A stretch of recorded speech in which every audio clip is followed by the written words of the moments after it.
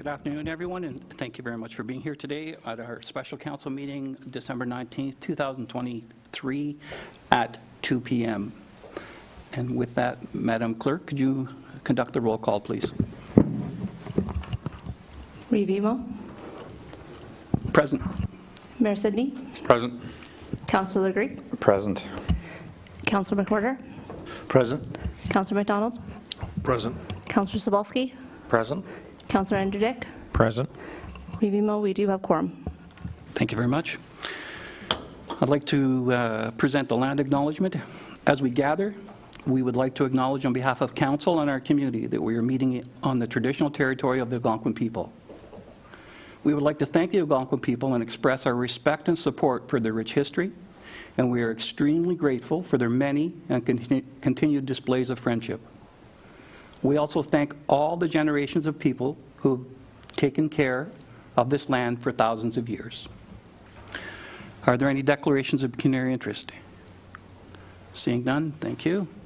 And we'll, just before we go to presentations, just a couple of comments. I've been asked by the mayor to chair this meeting because when you're chairing the meeting, sometimes you don't get a chance to ask questions or make comments on presentations. So just frees up the mayor to be able to comment or ask questions if necessary. Also, I think there might be some confusion about this meeting. It's not a public meeting in terms of our procedural bylaw does not allow comments or questions from the gallery. Should someone wish to have the opportunity to address council on this issue, they can petition the clerk's office for a future meeting. So I apologize if that message wasn't delivered effectively to the public. Further, I should note, we had a closed meeting at 10 o'clock this morning, and the closed meeting is the opportunity for questions council could ask of our consultants that were probably not suited at this time to be brought into public, because as you know, members of council have a responsibility to the corporation and not to engage in public utterances that could entail some risk for the reputation of the corporation and or others in the community. And so with that, I would ask Mr. Tremblay, our CIO, to introduce our presentation, please. Thank you, Mr. Chair. As council will recall, council passed a motion to proceed with this third-party review with direction to me to find a consultant to be able to do this work. Council, on my recommendation, did appoint WSCS Consulting to do this work, and Tammy, the lead on this, has many years of experience doing other reviews and is also a certified fraud investigator. And I'll let her introduce her team. Council did get enclosed, as the chair said, for matters allowed for under the Municipal Act for identifiable individuals, but the fulsome presentation is here today, and we anticipate a final report in the spring, touching on other aspects once the facility is fully open and we have a full sense of the financial aspects of the project. So with that, I'll turn it over to Tammy Carruthers. Thank you very much, Robert, and Your Worship. Thank you. I think you're going to put the presentation up. I do have with me, I've got Kelly Stilling. He's our consultant on this project, as well as online. We do have John Scorbahash. No one can pronounce his name, but so we'll go with John. We'll run through this PowerPoint as soon as it's up, I guess.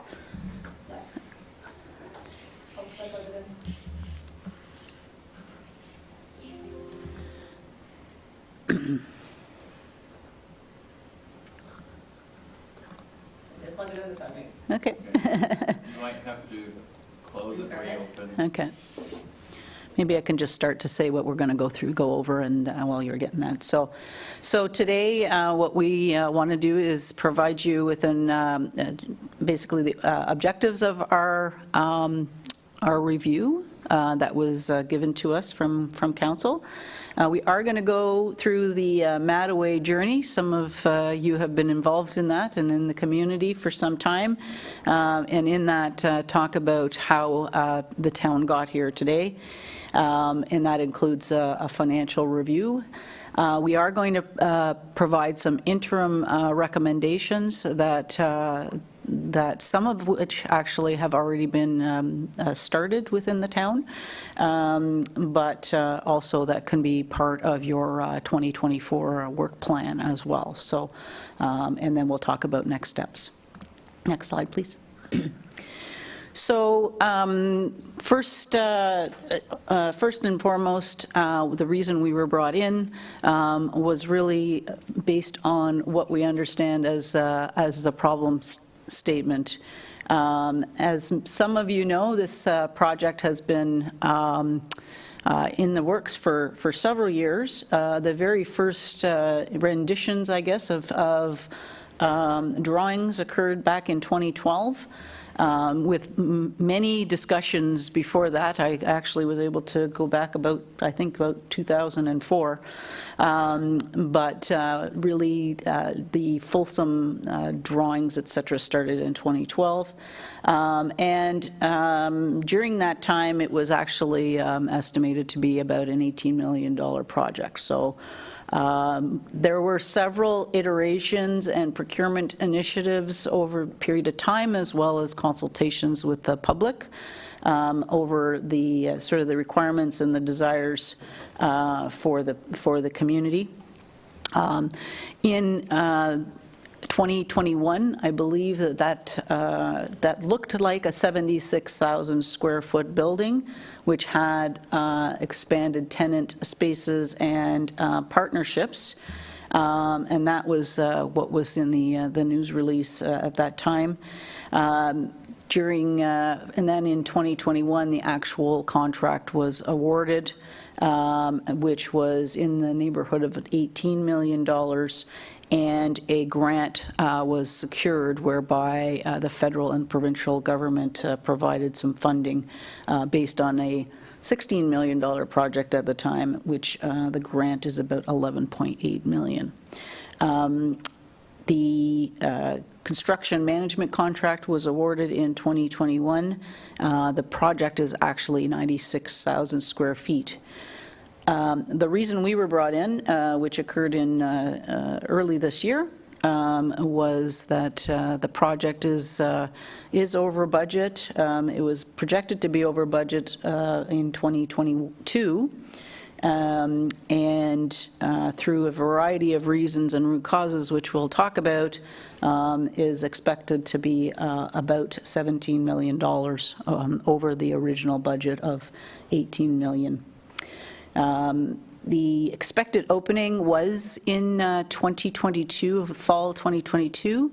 A variety of delays from sources such as weather and supply chain resulted in a delay. It is now sounding like about early 2024 for occupancy, and I believe that's going to be in a staged approach. So.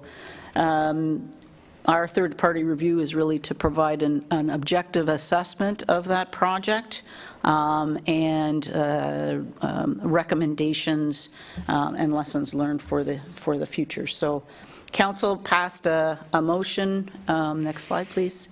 That outlines the project, which I'm not going to go through it. It's there in writing, certainly for anyone. But just as in a nutshell.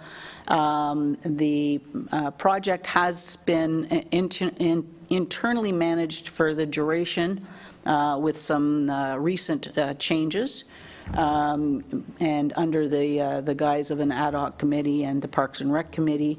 It was originally designed, actually it says in N45, but actually the very first set of drawings was much before that. We were asked to look at not only the costing and what happened during the project, but also provide some lessons learned and moving forward some recommendations for the future. So So our assessment of the objectives were to assess the governance oversight of the project, that being the expansion, of course, reviewing all policies, processes, and procedures with respect to procurement and contract management, as well as financial reporting, and undertake some consultations, which we have been continuing to do and still doing some consultations.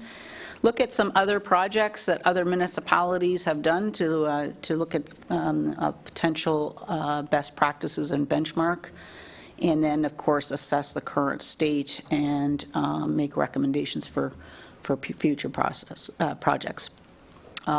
From this review, the deliverables were outlined as, understanding the problem itself, undertaking the current state assessments. So, in other words, where is the town today with respect to this project?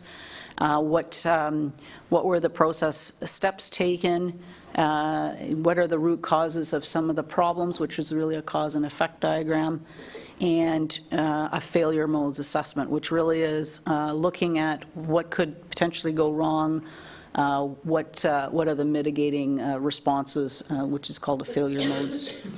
And look at other projects to see if there are even if there are projects either in other municipalities or even within the town that you can learn from. Identify the entire cost of the project.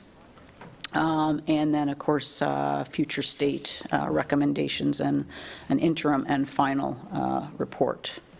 Oops. So the background and the history. First of all, our approach to find out that was a combination of significant document review. We did a facility tour on a number of occasions and obviously analyzed the financial implications. Consultations included obviously current and future council, staff, some future former staff, partners, contractors, and this is ongoing as we undertake further analysis. We did and have created the future state and the root. Today we're at the root cause analysis and looking at gapping between the root cause and basically future recommended state. So at the moment we are at an interim reporting stage. Initially we were requested to have the final report done by basically this time. Unfortunately, the project is not finished, so we had made the recommendation that clearly we're not going to have all of the final costs until the project is at least at closeout stage. So we have committed to come back and when it is substantially complete and update at least primarily on the costing perspective and if there was any other lessons learned that occur in that closing phase. So we are at the interim piece. So we've performed over, well, it's probably now actually more like 45 interviews, maybe even more than that, as I mentioned, and all former and current councillors, as I said, some former and current town staff, consultants, contractors, partners, lessees. And we will, after this, we're always open to meet with any other people that want to meet with us. So we'll make sure you have our contact information, which I believe is at the end of the slide.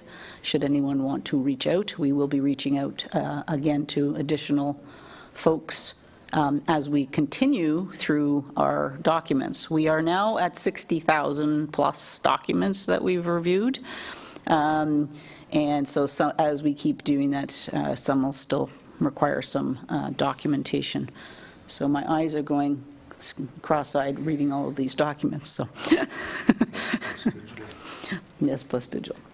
Okay, so I have tried to put together the road to Mattaway. I guess it would be starting from conception to contract award first, Actually, conception, I have it here as 2010, but I know that it was actually much before that. As I said, I saw many consultations dating back even probably a decade before that, when the town was looking at additional recreation opportunities. But it was really articulated, I guess, the best in that master plan in 2010. But as many master plans we see, very often it doesn't actually have the financial implications developed in those master plans. That typically comes later, which did come later in 2012, whereby one set of architects did do a set of drawings, and a consultant was engaged by the town to undertake the financial review. Those set of drawings was a 49,000 square foot building with a rec center, pool, and arena. And the presentation, which I believe was probably done, maybe not in this room, but in a council room. Perhaps someone remembers it. It's a little bit before my time here. But the consultants indicated that at the time in 2012 that would be an $18.3 million project. And would increase the annual subsidy, in other words, the net cost, to the town by about $800,000 a year. There was iterations depending on a variety of things, but that was the original costing. So from that, and of course 18 million is now actually 30 million if you were to bring it forward to today's dollars. Council requested that staff look at various options. So over the period of time that occurred, there was still ongoing consultations. There was a presentation about an outdoor rink.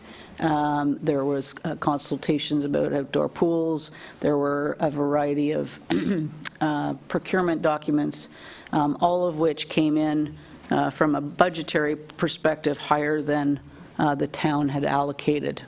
So in 2015 was really the first time that the current architect was engaged, which was looking at an outdoor rink, and there was also a landscaping master plan done by a consultant at that time.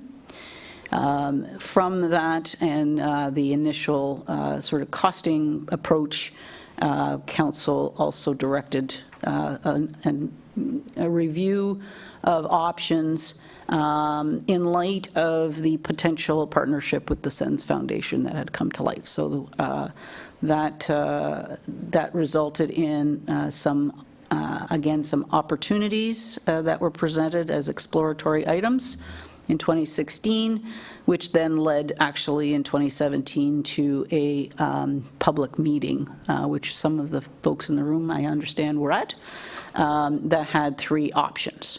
One being an arena, one being a pool, and one being all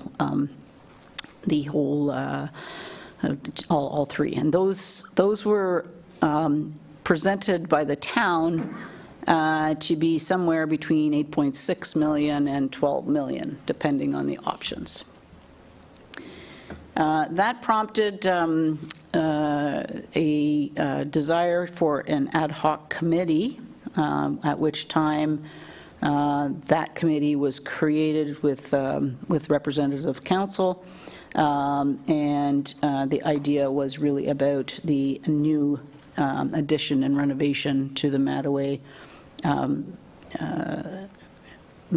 expansion, at which time there was an RFP issued, request for proposal issued, and 45 was awarded the contract, at least in part, to start to undertake the pre-design and conceptual design of the area. The total that was awarded at the time was $100,000 of the $400,000 contract that was originally provided. Through that process, it was recommended some with the architect as well, to look at potentially pre-qualifying contractors. So in other words, facilitating interest from contractors to be in this, to help in the project or bid on the project, and a pre-qualification process was undertaken, and the 11 people or 11 companies had received it, and 5 were pre-qualified.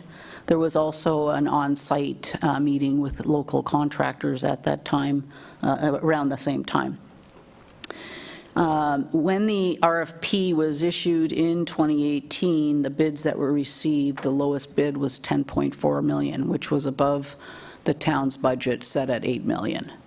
That was the lowest price. And so staff were asked to look at revenue opportunities and cost savings that could bring it potentially down to that $8 million number. And at the time, the lowest bid, which there were only 2 bids on that, the lowest bid contractor was engaged to try to negotiate and do some value engineering on the bid. It was then suggested that perhaps tenant space may assist in that, but it also meant that the actual space was growing, and the contractor identified about $1.5 million in savings, but the overall project would then be about $11.9 million with the lease space. So at that point, the town canceled the RFP for that process. It still was not within the budget that had been set. In and around that time, grant applications or grant opportunities were being explored, and the other levels of government were starting to look at opportunities. And at that time, N45 was engaged to undertake some redesigns to help with the next stage. And during the similar time, they were also, their contract was expanded from the original one to include construction documents.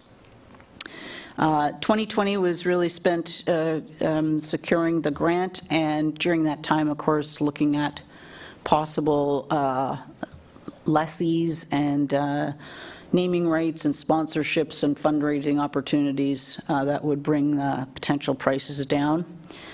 And awaiting that grant, during the spring of 2021, in May, there was an RFP released, of which 2 contractors responded. And again, they were over budget. They were more in the range of $21 to $25 million. And at that point, the town decided to move to what's called a construction management type of contract. That was on the advice of from some contractors and some research, I guess, from staff.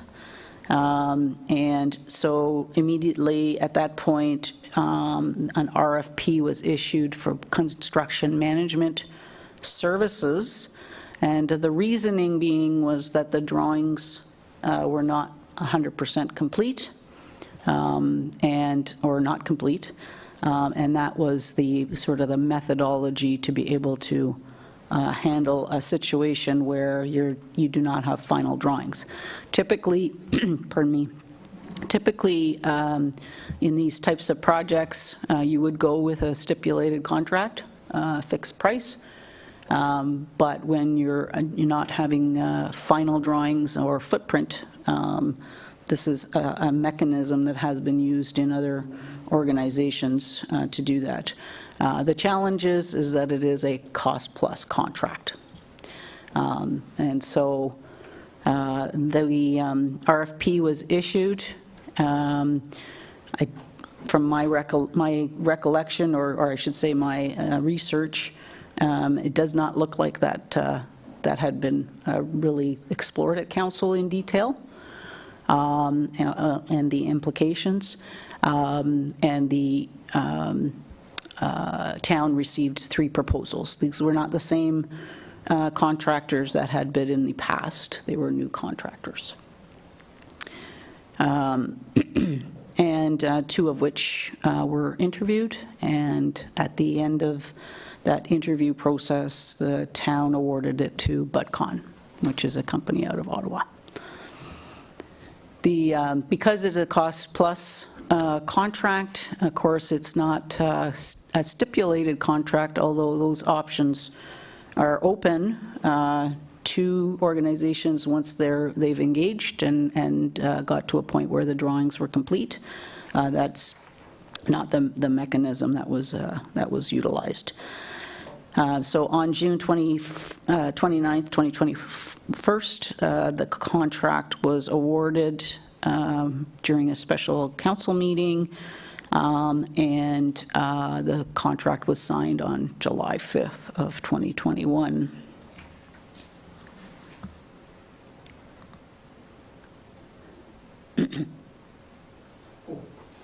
Sorry, Councillor Andrew Dick.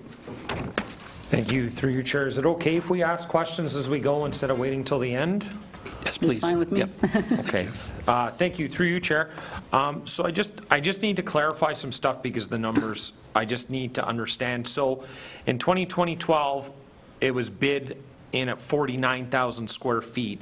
In 2017, how many square feet was the building? Do you have those numbers? It was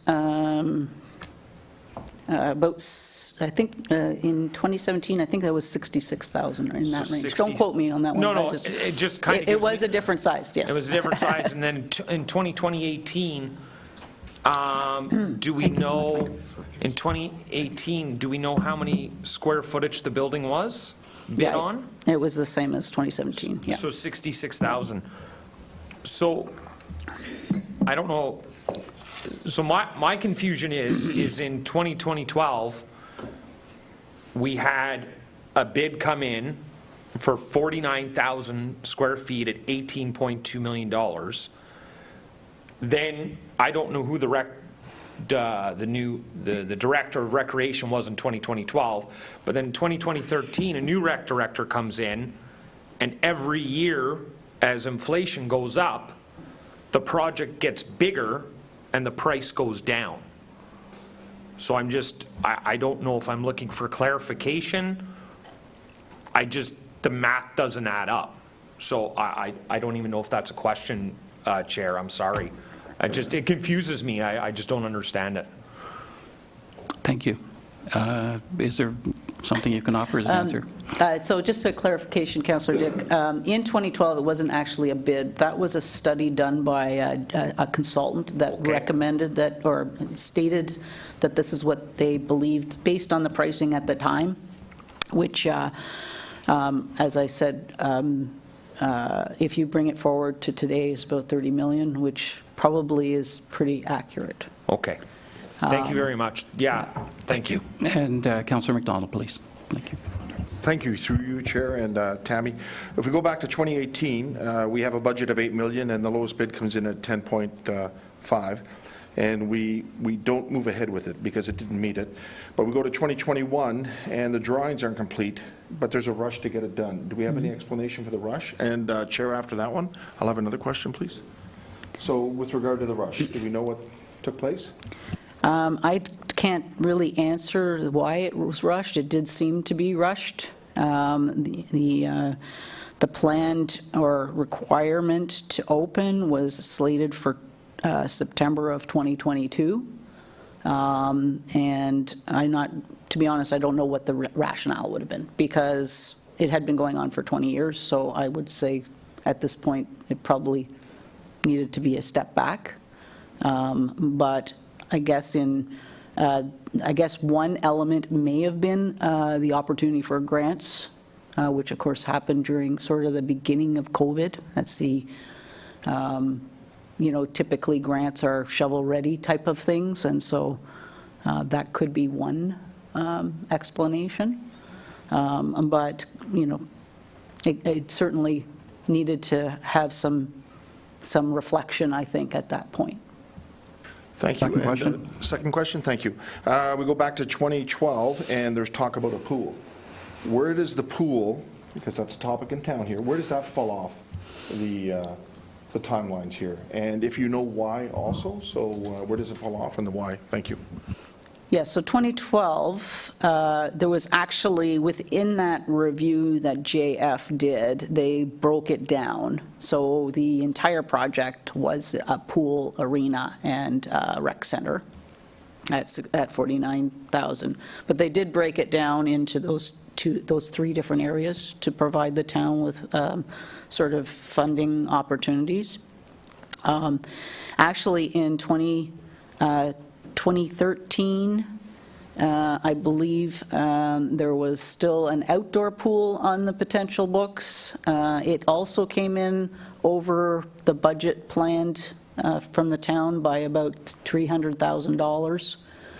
And then it sort of changed into the outdoor rink when there was some movement around getting the Sens involved, the Sens Foundation. So, but from what I could tell, there was and continued on consultations around the pool, continued throughout this whole process, all the way, really, as you said, until fairly recently. So when it actually dropped off, I would say was there was that public meeting in May of 2017, and at that point, all of the RFPs, queues, what have you, no longer had the pool in it, as it was the larger part of the bid in some cases. So that would be the time frame that it kind of sort of fell off the radar. Thank you, Councillor Cebulski, and then Councillor Andrew Dick. Thank you. Through you, Chair. To you, Tammy. I'm just going to jump on Councillor McDonald's questions about timeline near the end. 2021 says May RFP was received for 2 proposals. I'm just curious, could you help me with the timeline from the time those proposals were received to the time that we put out the second RFP to the time that we received prices for the second RFP? I know it was a very condensed amount of time. Yes, so the first RFP that was released in May closed on the 13th of May. May 13th? And it was, as I said, there were about 21 to 25 million. It alluded to a construction management type of approach, so they were really, those numbers were estimates, I would say, on that basis. And the next one was released on the 8th of June with a closing of the 18th of June. Thank you. Supplementary? Yes, do you mind? Thank you. Through you, Chair. Just quick math in my head I'm going through here. So in the course of not quite 30 days, we received pricing from 21 to 25 million that rounded down to 18 million for the exact same drawings and specs that were submitted only 30 days previous to that. So I'm just making note of it that it was a very aggressive turnover and timeline to have drawings sent back in an awful large savings. So it just doesn't feel right. Something didn't jive there. So just wanted that pointed out, and the timeline that it happened. Thank you. If I may? Yes, please. So in the RFP that went out the second time, the budget was quoted to be 18 million on the nose in the RFP itself, based on 89,000 square feet, 89,633, if I'm going to be exact. And the proposals that were received were more than that. Thank you. Councillor Andrew Dick, please. Thank you, through your chair. Is it okay if I call you Tammy? Of course. Okay, That's my thanks. name. Tammy, if you could explain to the public that is watching on YouTube right now, is what does RFP mean? Oh, I'm sorry. It's okay, because I'd asked this morning. So it's just we were throwing that word around a lot, so I think it's just important for the public to know what it means. Sure. Thanks. Thank you, and I apologize. In government, we end up using all these acronyms, and we don't realize that people don't know what they are. So in procurement, there are a variety of purchasing, we'll call them vehicles, but I don't mean cars. They are types of ways to procure items. So a request for proposal is utilized when there are more elements I'll call them heterogeneous elements. In other words, one is not like the other. And so, experience of a firm is important, scheduling. So they haven't been given specific specifications of exactly what you need. So an RFP, a request for proposal, asks based on certain criteria for the contractor or consultant to respond to certain criteria. And that is supposed to be evaluated not just on cost, but on all other criteria. As opposed to an RFT, a tender, and with a tender, it's a homogeneous product. You've got as close to a specification, and they're bidding on that, and price is king in that case. Thank you. Thank you.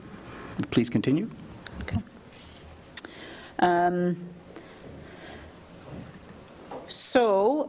If we go to the next slide, yep.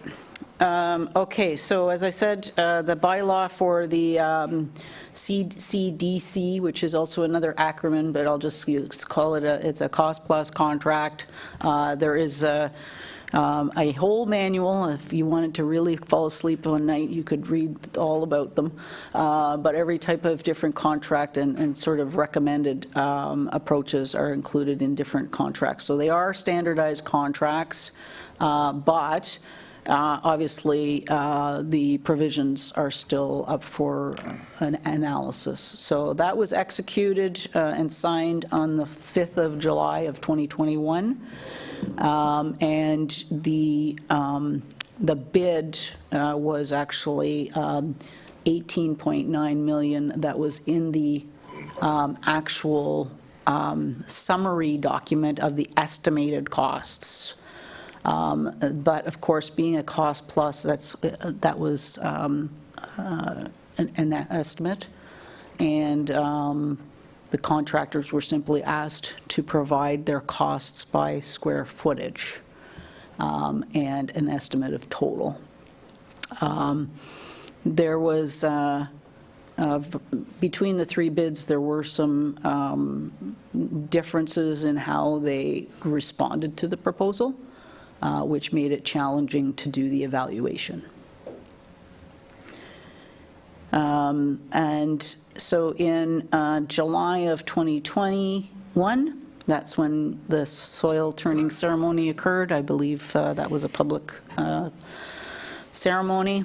And the lease agreements were starting to be drafted at the time.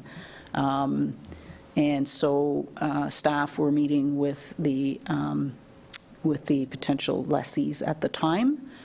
And it was based on the costs that were known at the time. And the pre-construction meeting started at that point with BUTCON. There were progress meetings.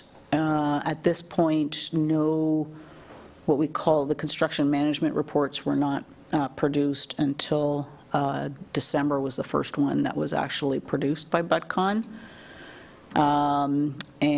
But there were progress meetings, and staff from staff and BUTCON staff were involved in that. In August of 2021, that's when the grant was executed. There's an agreement that all municipalities must sign with specific provisions, and it was based on a $16.1 million project, and the town is to receive $11.8 million. At this time, there was also some pre-consultation meetings and with the staff.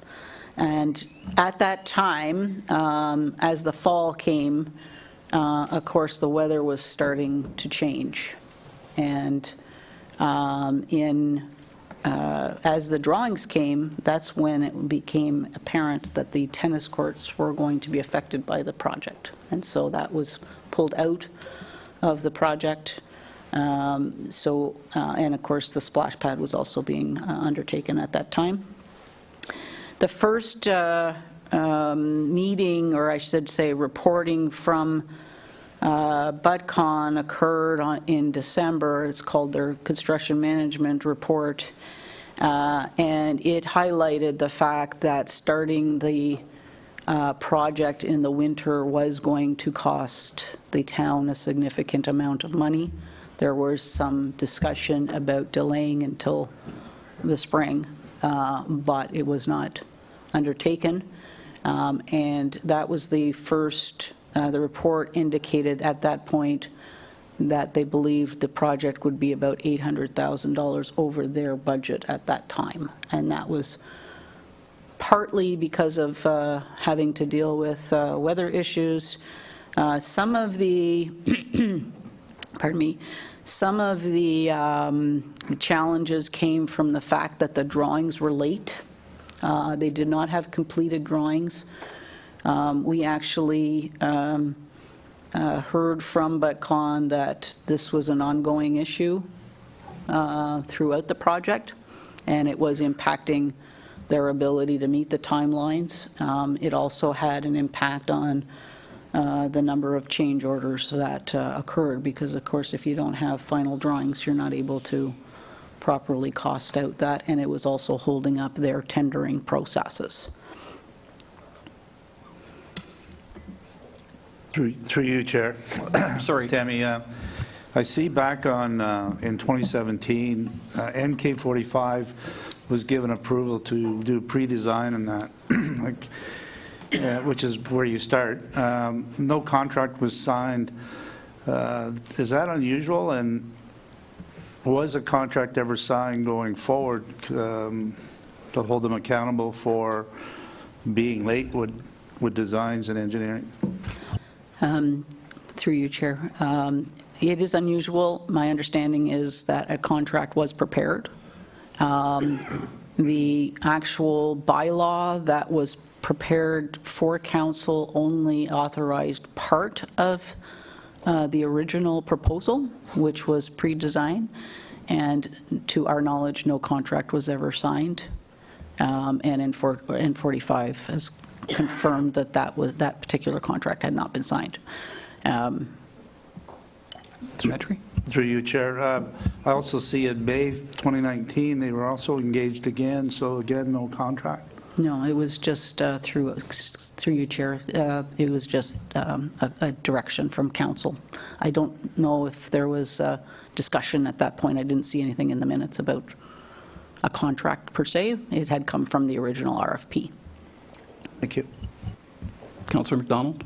Thank you, through you, Chair. Tammy, with regard to, on the timelines, the July 5th, we go with the cost-plus contract, and that's because, from what you say, the drawings aren't complete, right? So we head that way. A month later, we have a soil turning ceremony. We still don't know the full financial ramifications, but we've gone ahead with the cost-plus. 5 months later, in December 2021, we're getting told that the winter costs will increase the price, but we've already got our first indication that we're $800,000 over the original budget at that point in time. Yes. Okay, thank you. Councillor Cebulski and then Councillor Andrew Dick. Thank you. Through your chair to Tammy. Do you know the date that mobilization happened, that the equipment started digging Was it November, mid-November? Do we? I don't know the exact date, but Exact date, it's roughly? It's roughly then, yes. And anticipating that we received our first budget in December, mid-December, $800,000 in extras in about 30 days. That's back to my daily breakdown. $26,000 in charges per day that we were waiting on drawings. I'd like to understand, again, which in time will come, where these figures come from. That's outrageous. Thank you. Again, more of a statement. Thank you. Councillor Andrew Dick, please. Thank you, through you, Chair. Tammy, I'm going to go back. I got two questions. So the first one is, we're going to go back to 2012 when they're estimating it's going to cost $18.2 million to build a 49,500 square foot facility, but then we're going to jump ahead 9 years, and now they're saying someone came to council and said, hey, we can build you a bigger facility for $18.2 million. So my question to you is, is it realistic? Like, if somebody comes to you and says, this is what it's going to cost, is that a realistic number, or was somebody fibbing? Was somebody stretching the truth? Like, the numbers don't add up. Through you, Chair. I would say that there was a desire to keep the budget lower. There was some value engineering that was done, but I do think that, the 2012 costing was pretty well done and probably reflected, it was a professional that undertook that.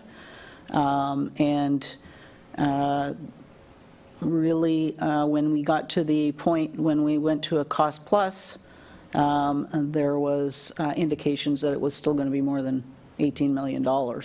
Even the proposals that came in at that time ranged from 18.4 to 21 million. So it was still known at that time that it would be more.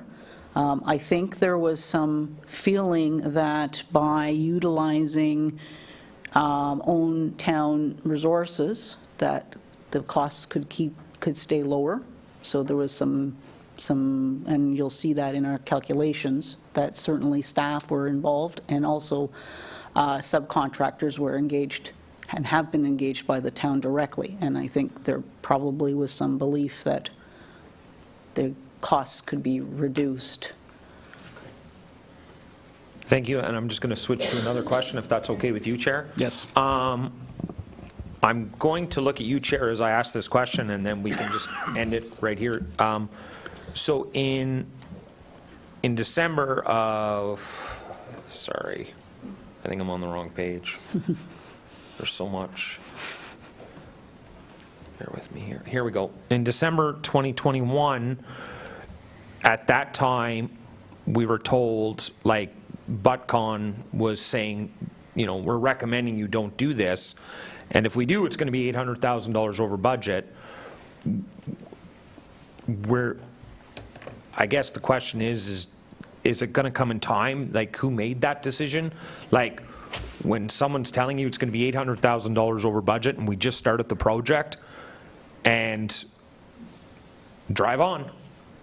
That's what was said, drive on. So I don't know if this is going to come at a later date, or I'm trying to be very politically correct here.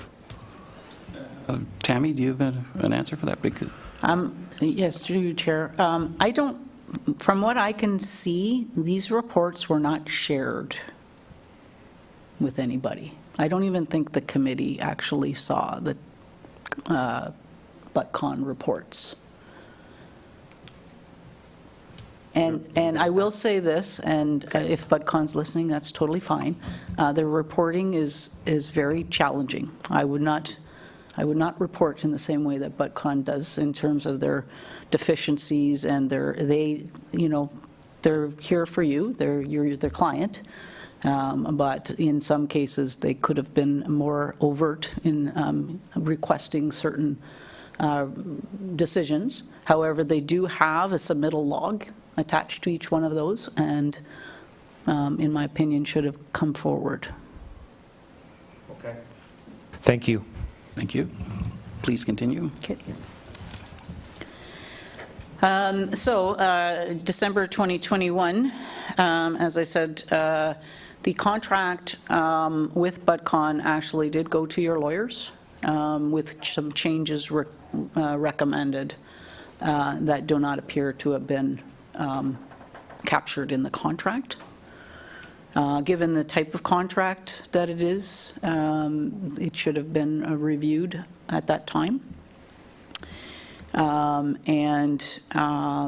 I said, in the BudCon report, they specifically say that the late drawings are greatly impacting their schedule. So, as you may can appreciate, they are the ones that were issuing the tenders for their part of the project, and of course, without drawings, they weren't able to issue those. So there was definitely some impacts on that.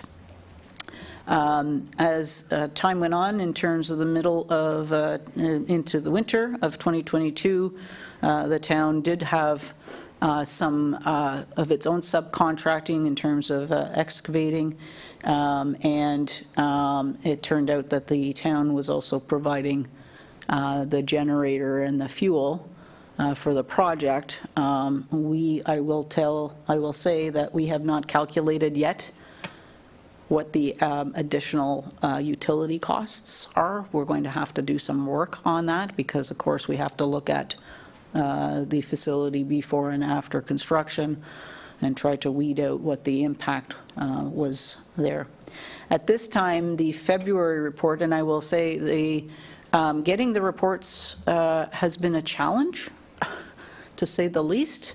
Mr. Aslin is always asking currently, and so there's sometimes a gap in the months. So they do bill on a monthly basis, but the construction management reports are sometimes not they're not as easily received. At that point, the February report indicated that now it will be a $911K over the budget. And I need to clarify, when I say this budget, this is the BudCon calculated budget. It's not the town budget, okay? And they had identified there were some deficiencies that had been identified that were ongoing. They were minor at the time. But we did notice in the submittal log that a lot of times there was issues from that perspective, but there was also responses that were outstanding from the town on requests by BudCon. Spring, summer, that's when my FM it was in the paper, actually, that it's going to have naming rights. Some of the other naming rights were identified in various news releases. And in the July report, they started to identify the raising costs, and of course, COVID had quite an impact on supply chain, as we all know. Anybody who might have been building a house also had felt frustration. They had 32 site instructions at that time. Pardon me.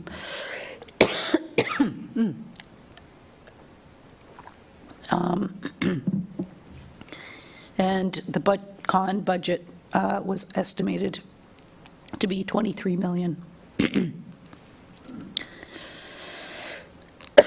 Pardon me.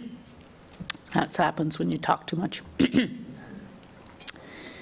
Council requested a presentation, which was in August, at which time the BudCon presentation indicated $26 million cost. That did that did include some town costs as well, at which time council certainly wanted some answers. And primarily, the reasoning behind the increases was identified as structural steel, which definitely did have an impact. It's not the only impact on the budget, but definitely had that. In that report, it indicated that the leased space was about 26,000 square feet, and the fit-up costs would be about $1.6 million. At that time, there was a major issue identified for the slab, and identified that it would be about $100,000 minimum, and there was some storm sewer issues among other deficiencies that had to be addressed. And at that time, some options were provided to address the slab issues. By fall of 2022, the report indicated that there was $6.5 million in change orders that had been approved. Most of them, according to reviews, indicate that was due to drawings and the changes in drawings and the scope changes. Butcon's budget to completion was $25.5 million, and $500,000 were attributable to town-paid subcontractors. McWhorter, please. Through you, Chair. Sorry to interrupt. I'm going to give you a break. Thank you. I just have a couple of questions. So based on what I see here, we started off around 18 million. Now we're up to 26, and in the fall of 2022, it shows here 6.5 million in change orders. Is that over and above the 25.5 million? No, that's included, sir. That's included? Okay. And back on, sorry, I have another question. Back on December 21st, 2021, sorry, there was changes in the contract that were sent to the lawyer from the town for Butcon to sign. I hate to ask this question, but did they ever sign it? And do we have a contract signed? We have not been able to, through you, Chair, we have not been able to find a new version of the contract. Thank you for that. It's not what I wanted to hear. Oh, Councillor McDonald and then Councillor Andrew Dick. Thank you, Chair. Through you, Tammy, back to you. So the 6.5 million in change orders, that can go right back to because we didn't really know what we wanted, right? In terms of, you mentioned drawings, the diagrams weren't ready.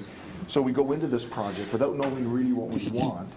So it's not even a fair quote to have that at the original 18.9 because we don't know what we want. That's just a guess. And then we end up, by the fall, with another close to 7 million because we didn't know what we wanted and we're adding stuff and subtracting stuff, I'm assuming, as we go along. Is that correct? yes, through you, Mr. Chair. There's a combination of things there. Obviously, the drawings and the specifications. So, you know, technical specifications and mechanical as well had pieces to play with that. You know, some of the, I will say, some of the estimated costs at the outset seemed optimistic, I guess I would say, is the word. For example, the original wooden plastics budget was $88,000. There's no way you'd build a building that size with only $88,000. You can barely buy 10 doors for that. So,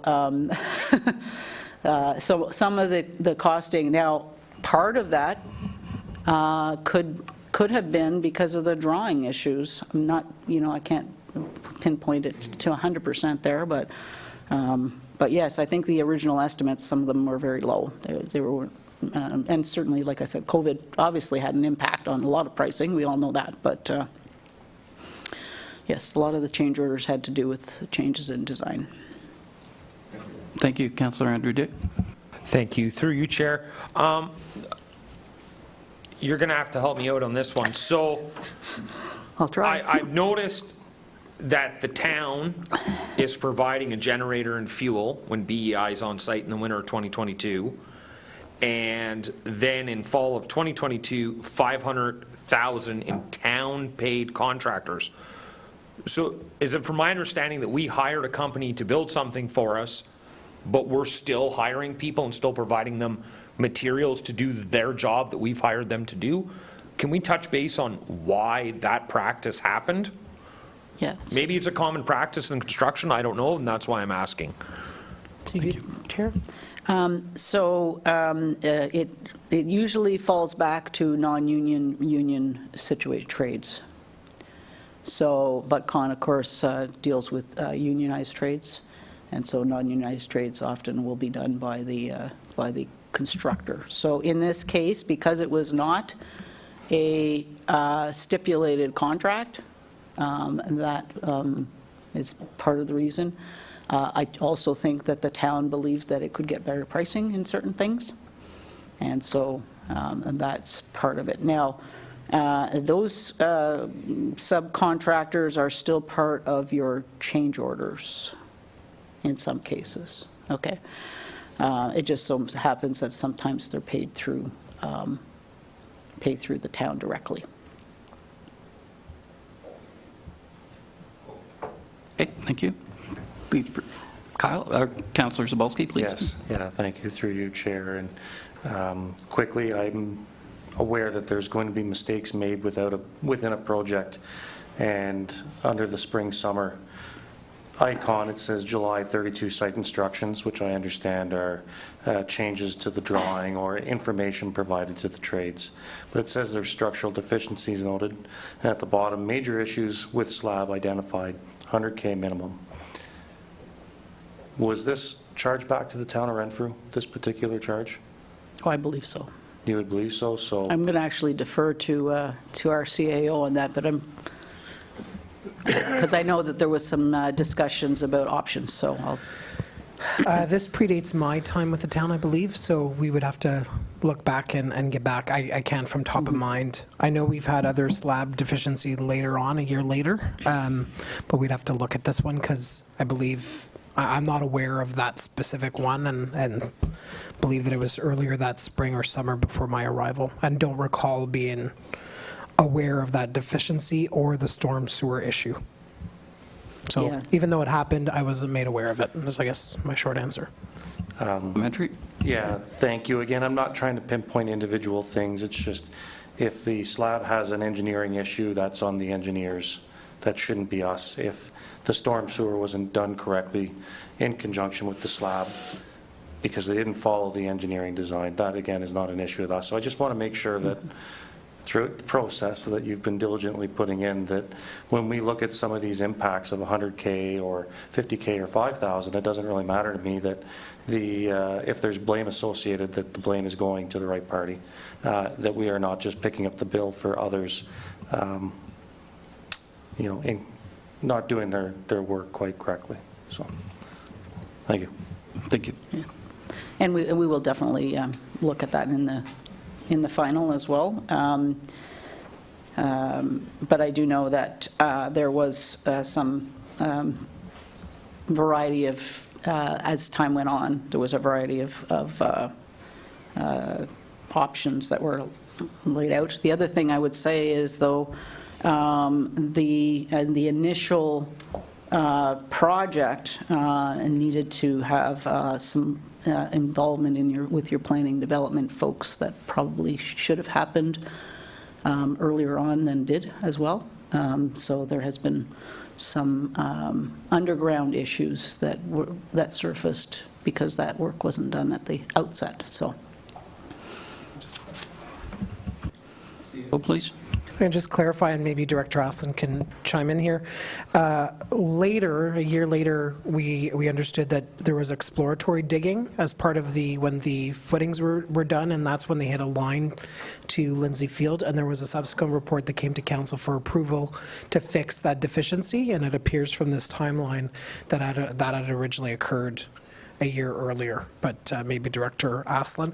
And in fairness to the subcontractor, the line was not identified on a plan, so there was exploratory digging, so it wasn't the excavator's issue, it's just then they hit it, and then they partially filled it, and then we corrected the problem earlier this year. But Director Aslan, just to close the loop on those two items. Thanks through the chair. Certainly in a large project like this, the design fundamentals are very important, getting a survey using the as-built for the underground infrastructure to base the design. So in this particular project, I know the engineering and planning department were participating in site plan control as if it was anybody building something in Renfrew, and they did review drawings, provide comments, and that went back to the design team, and the town engineering department didn't always get a response on those types of issues. So, for instance, the water line was identified as crossing the site in the site plan review, and that was never addressed by the design team, and it sort of cropped up very, very late in the project when somebody turned on a water main and it started leaking under the building. So, so again, it's the sort of the coordination, the structure of the project, the type of contract,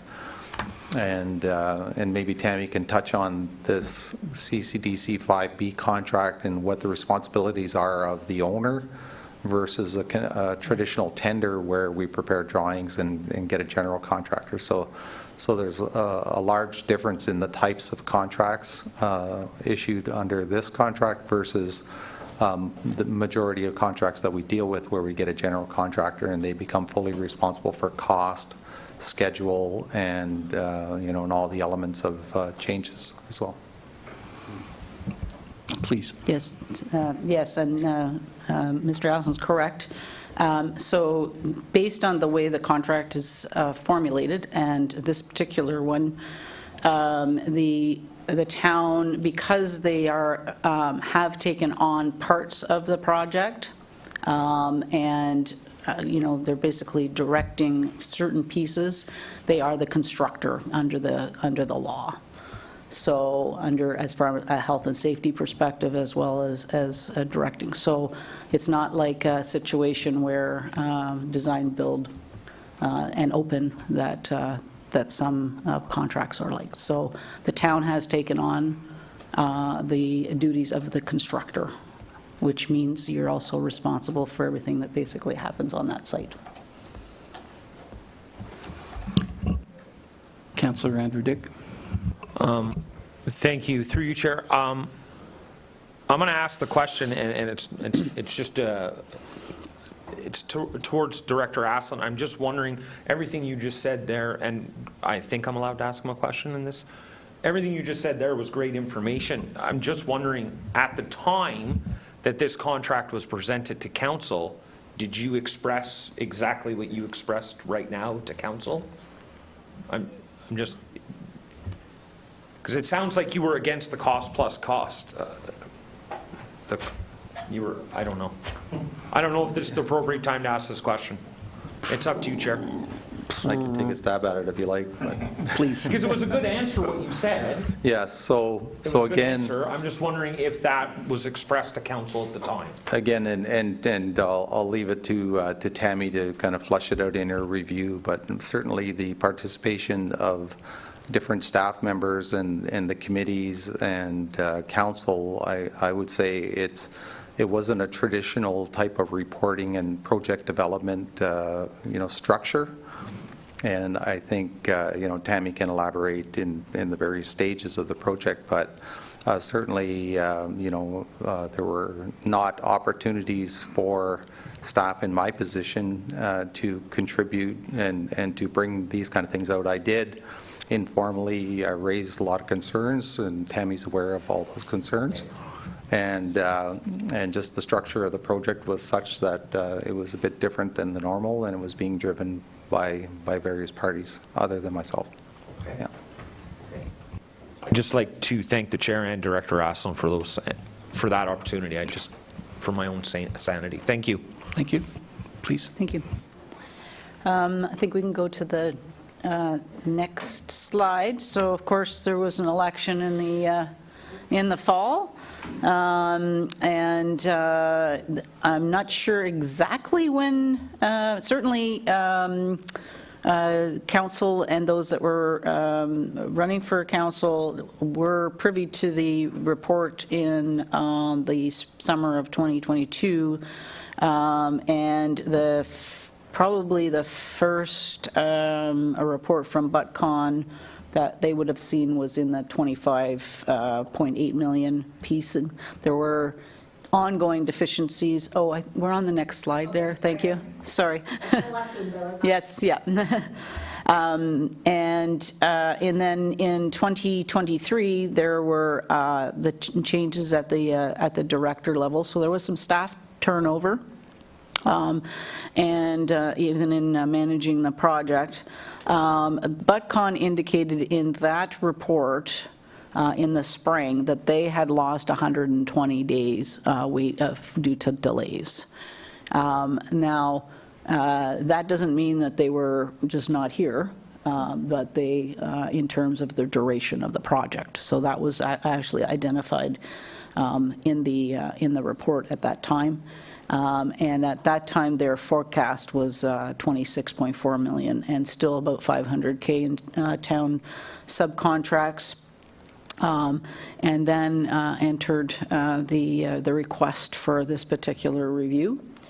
Right at the outset, our team was surprised, I guess, that there was no external project manager assigned to a project of this nature.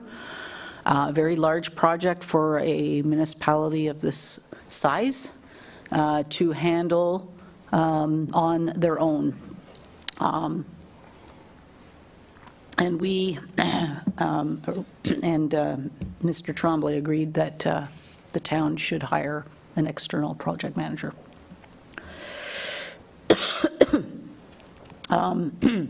At that point, we're at 27.3 million.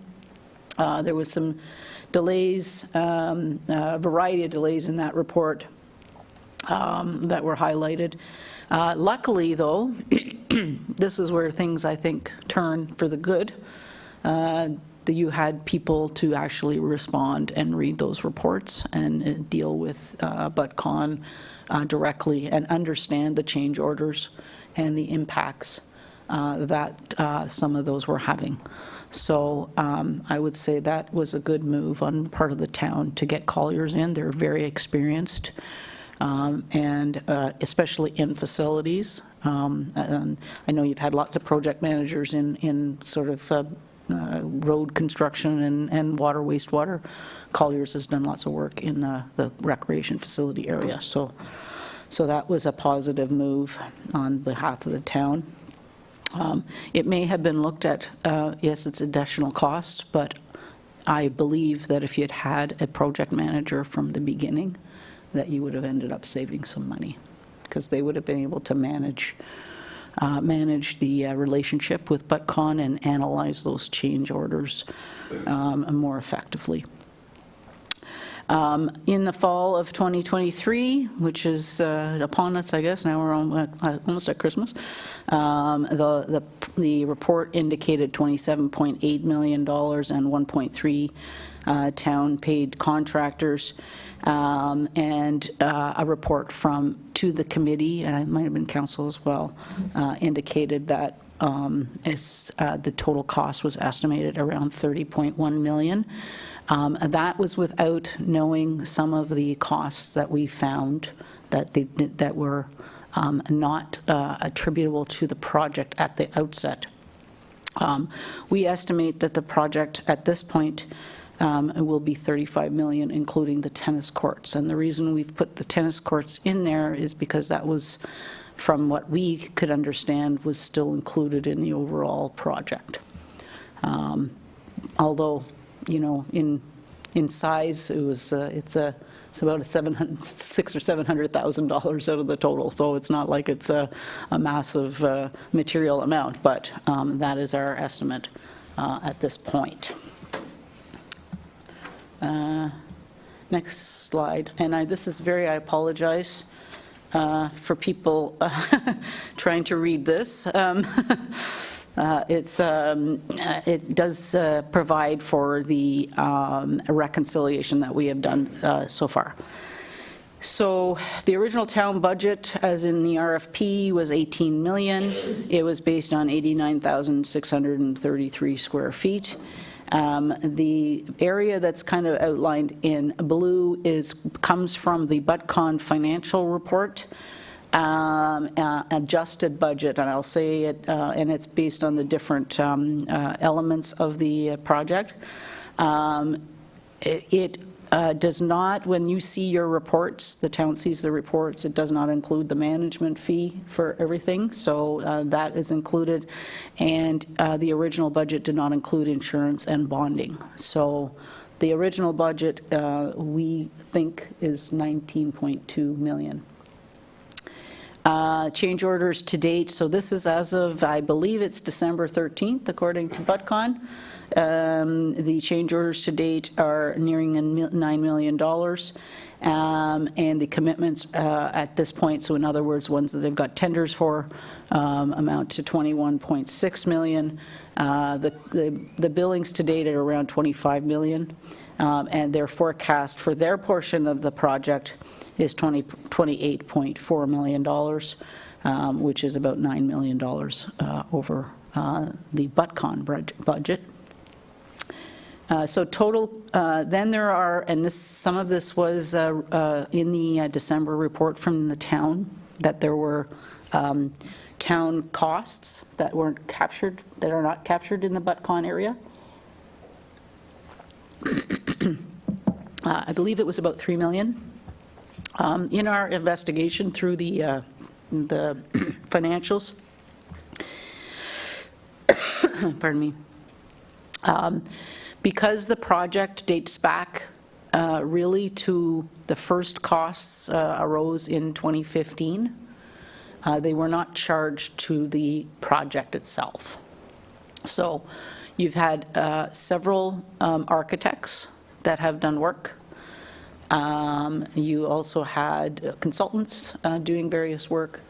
And so when we were able to pull together anything that said Mattaway study, and I went to the invoices, we believe that the costs that have been incurred by the town are $5.358 million.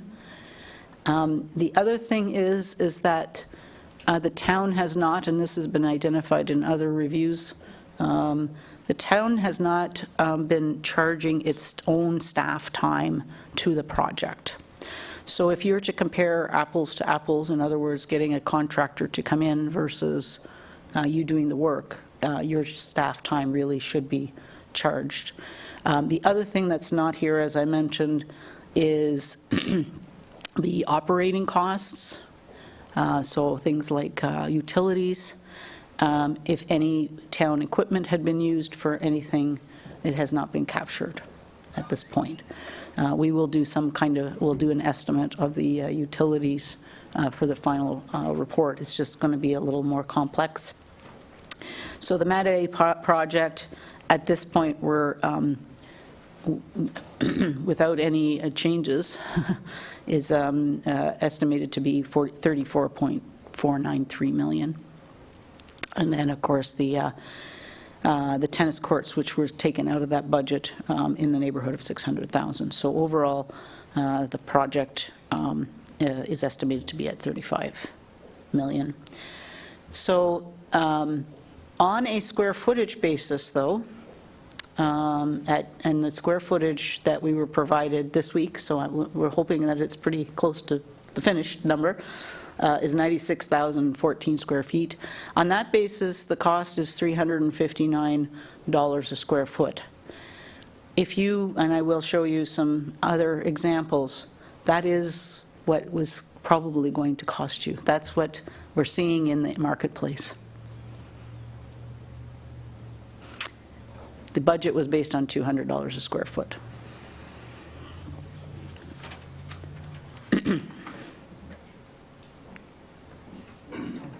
I'm sorry, Councillor Andrew Dick. I was doing some math, I'm sorry.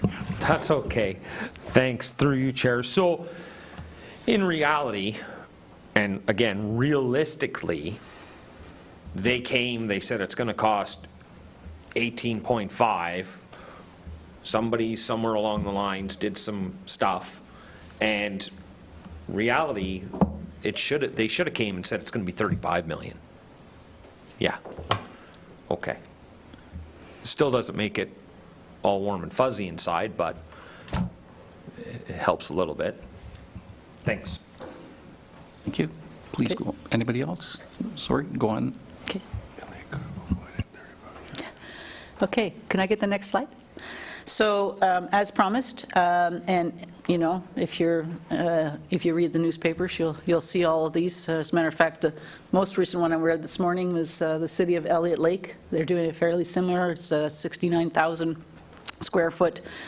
Theirs is in the 30 million. City of Peterborough is 62 million.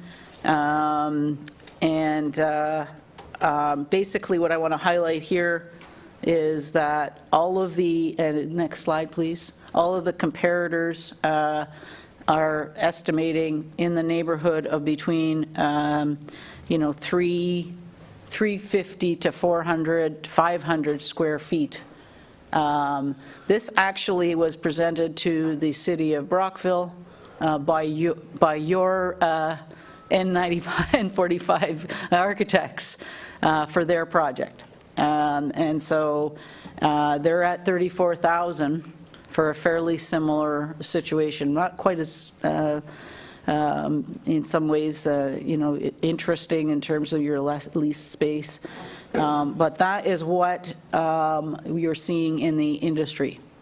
So if I can shed any positives on this, is that that is what it is costing to build these arenas today. Next. Yeah. Councillor McDonald? Yeah, through you, Chair. Thank you, Tammy. Directed towards you, and I went through these, and they're all different sizes of population Yes. base and all that, Yes. which maybe can carry the load, the Yes. financial load. But with each of them, are they a cost plus, or are they a fixed cost for the contracts? Because dealing with the apple and oranges, we're a cost plus. Do you know what the contract styles are for these ones? I believe they're all stipulated contracts. Okay. Yes. Thank you. Yeah. Thank you. And then we've got Whitby, which of course is much larger.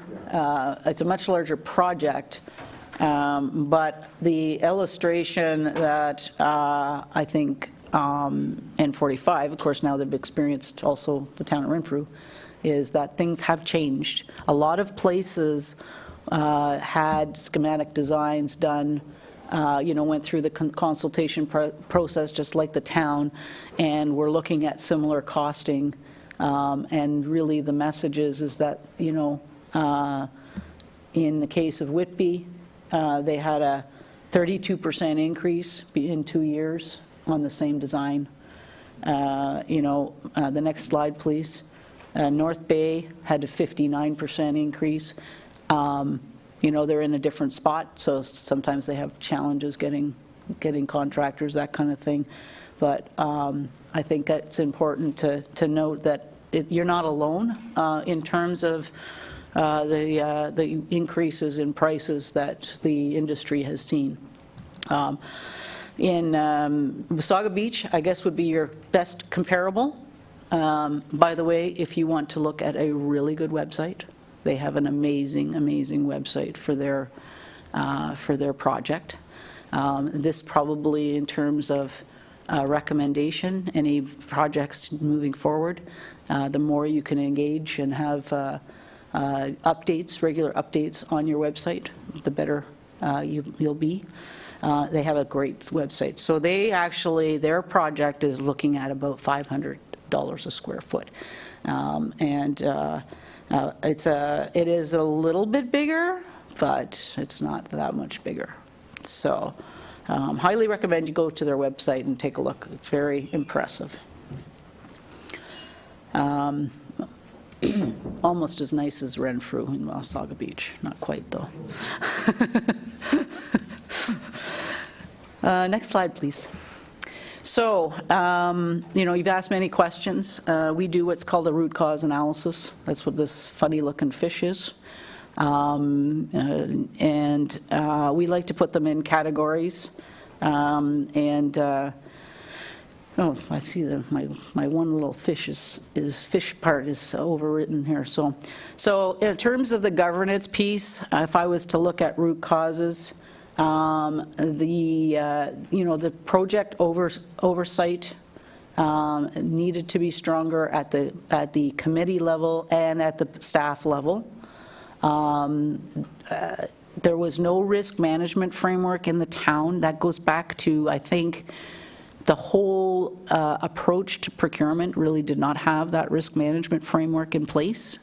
And when I say that is any project of large size, and of course large is relative, so pretty well even any one of your road projects would be considered large in terms of materiality. So you need to have a framework that's going to do scenarios. What happens if we, our prices increase by 5, 10, 15%? What happens if interest rates increase? What happens, if we have, interestingly enough, I did some reviews and look back, nobody ever said, gee, what if we got a pandemic? What would that do? That's what a risk management framework is, and it should be across the board. So in terms of public procurement, the procurement policy needed to be updated. It has been done, but the approach from procurement at the time did not really reflect best practice that we would see. So that's partly because of the way the management model was, and everybody was on their own to some degree within the organization. The expectations, I think, were unrealistic. So, the 2012 number of 18 million was probably a good number. If you couldn't afford it, then you probably needed to step back. Because at 18 million, it's going to be 30 million today. So trying to make it into a $8 million project would have been a lot smaller project, and that's possible. But the scope grew, it didn't shrink. And so the problems grew because the scope grew.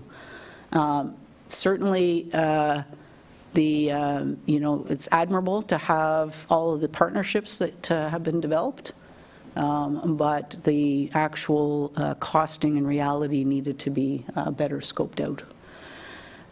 In terms of the people side of things, I don't think that there was enough capacity within the organization to handle this project, especially in a very compressed time frame that was outlined. The staff wanted to try to keep things and prices low, and so I think that was part of it, to having in-house work done. There were areas where, because of the procurement approach, I don't think you got the best prices, because the contractors going through that many RFP processes, request for proposal processes, and the fact that it was in a compressed time probably didn't allow you to get the best prices. So the cost plus contract, I don't think that there was a sufficient knowledge of what that was really going to be, and it certainly wasn't evaluated to the degree that it should have been. And I think there was a lack of training around that. There was also, I would say, because you didn't have a professional project manager in place for this, that even the professionals that were involved really weren't relied on. So the financial information that was provided and advice from a variety of professionals really wasn't taken to heart. And the financials would identify that. The model that the town was prior to a CAO model also sort of left the departments in a bit of a silo. So they were working without those partnerships.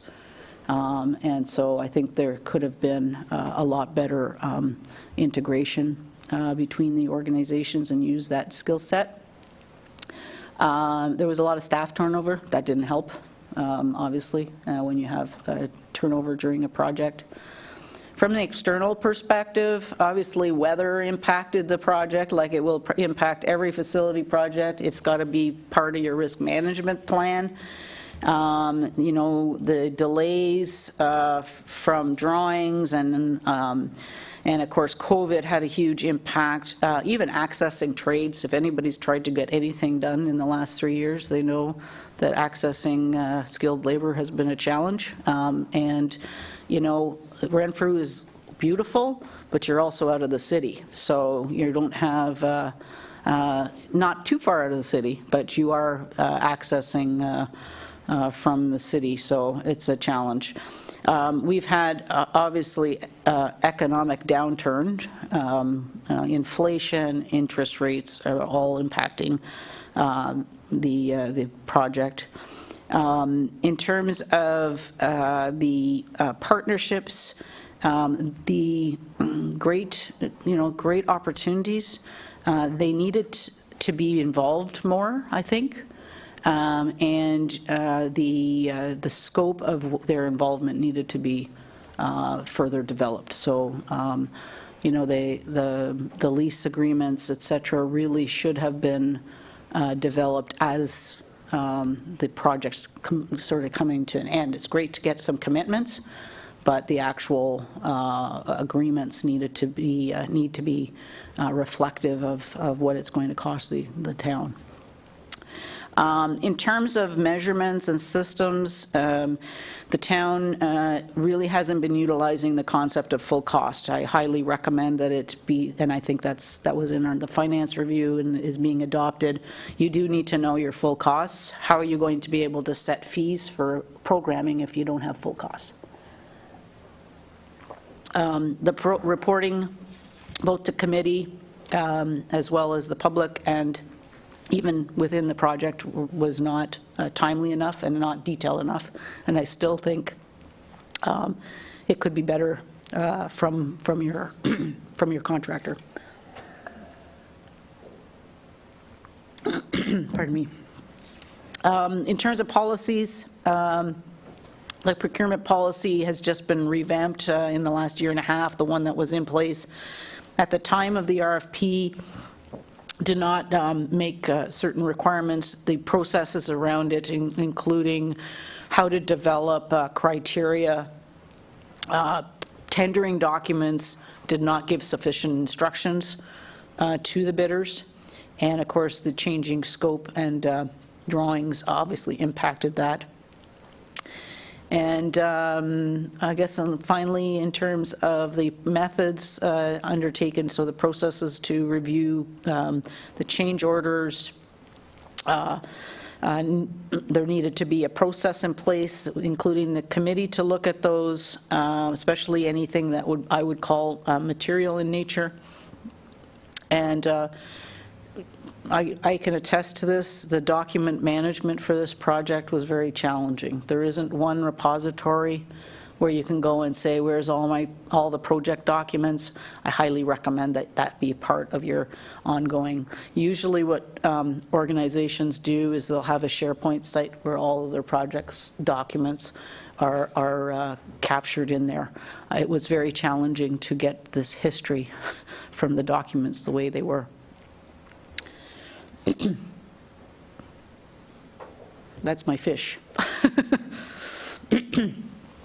So in terms of, I don't need to really go through the findings. Again, I want to focus on the recommendations.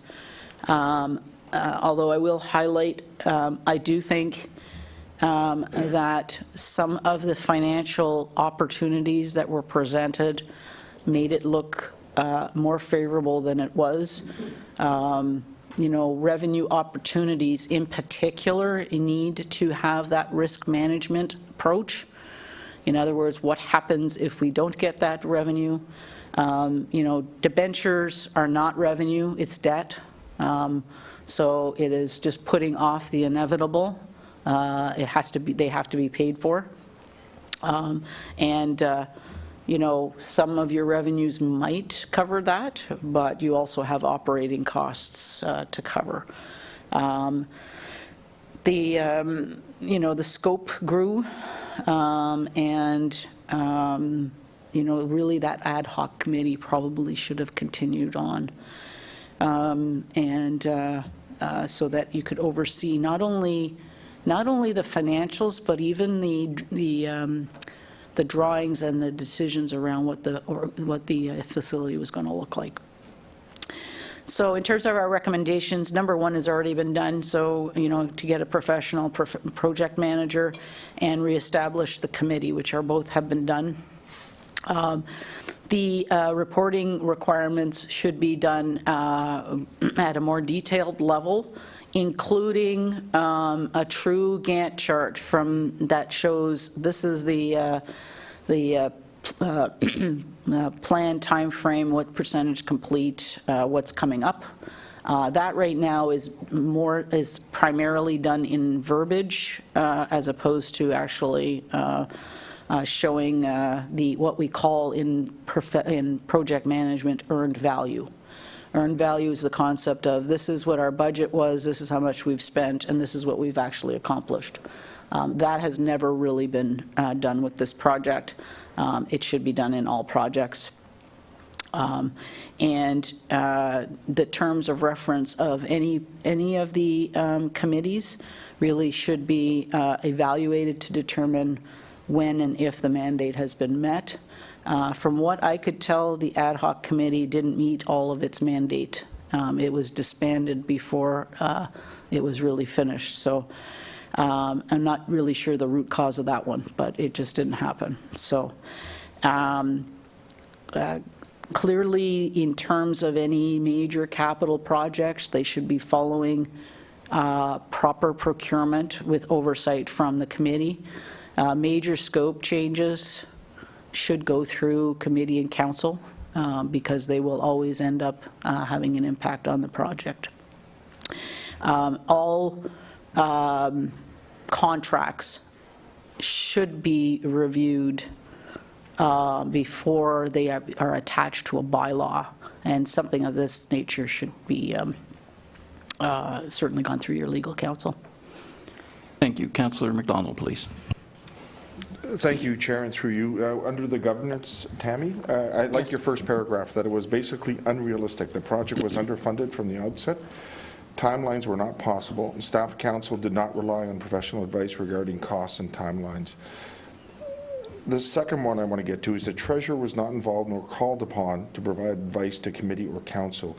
Can you elaborate on that a bit, or just as much as you're comfortable doing that, but on something this big, that should have been an integral part of the planning for this whole process. So if you can touch up on that, thank you. Yes, thank you.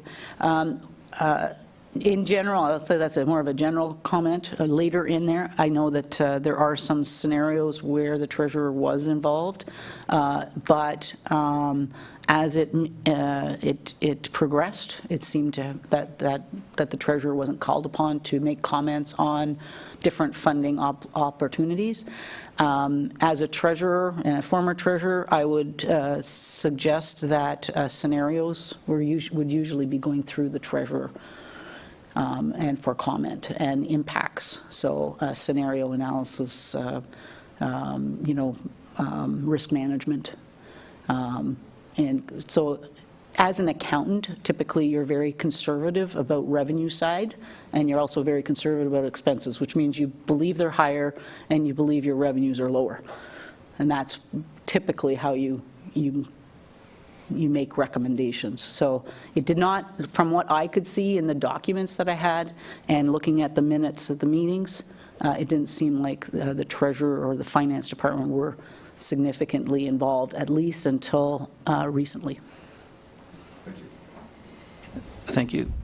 Councillor Andrew Dick. Thank you, through you, Chair. I have a few questions here. So in the first one, you say staff and council did not rely on professional advice regarding cost, timelines, et cetera, et cetera. So who were they relying on? Through you, Chair, it looked to me, based on what the calculations were, which, as you noted, went back to 2012, the amounts that were brought forward to committee were not based on those estimates. Okay. And of course, the budgets were lower in all cases than what was going to be reality. So it gives the impression that they didn't believe that there were credible numbers, so they were not relied upon. Okay, thank you. Next question, Chair. Getting back to the treasurer in these duties, as a former treasurer, if you saw what was happening, would you not, as a former treasurer, say, whoa? Like, you know what I mean? Like, I don't understand how our former treasurer just had, I'm confused, like, how did whoa not come into the conversation ever? I don't know if you have that answer for us.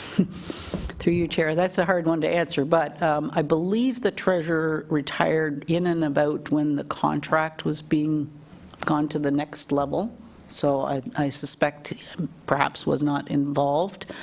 For me, if it was me, I'm nosy, so I'd be in everything. So that's just a personal thing. I mean, and I think a lot of it had to do with the structure.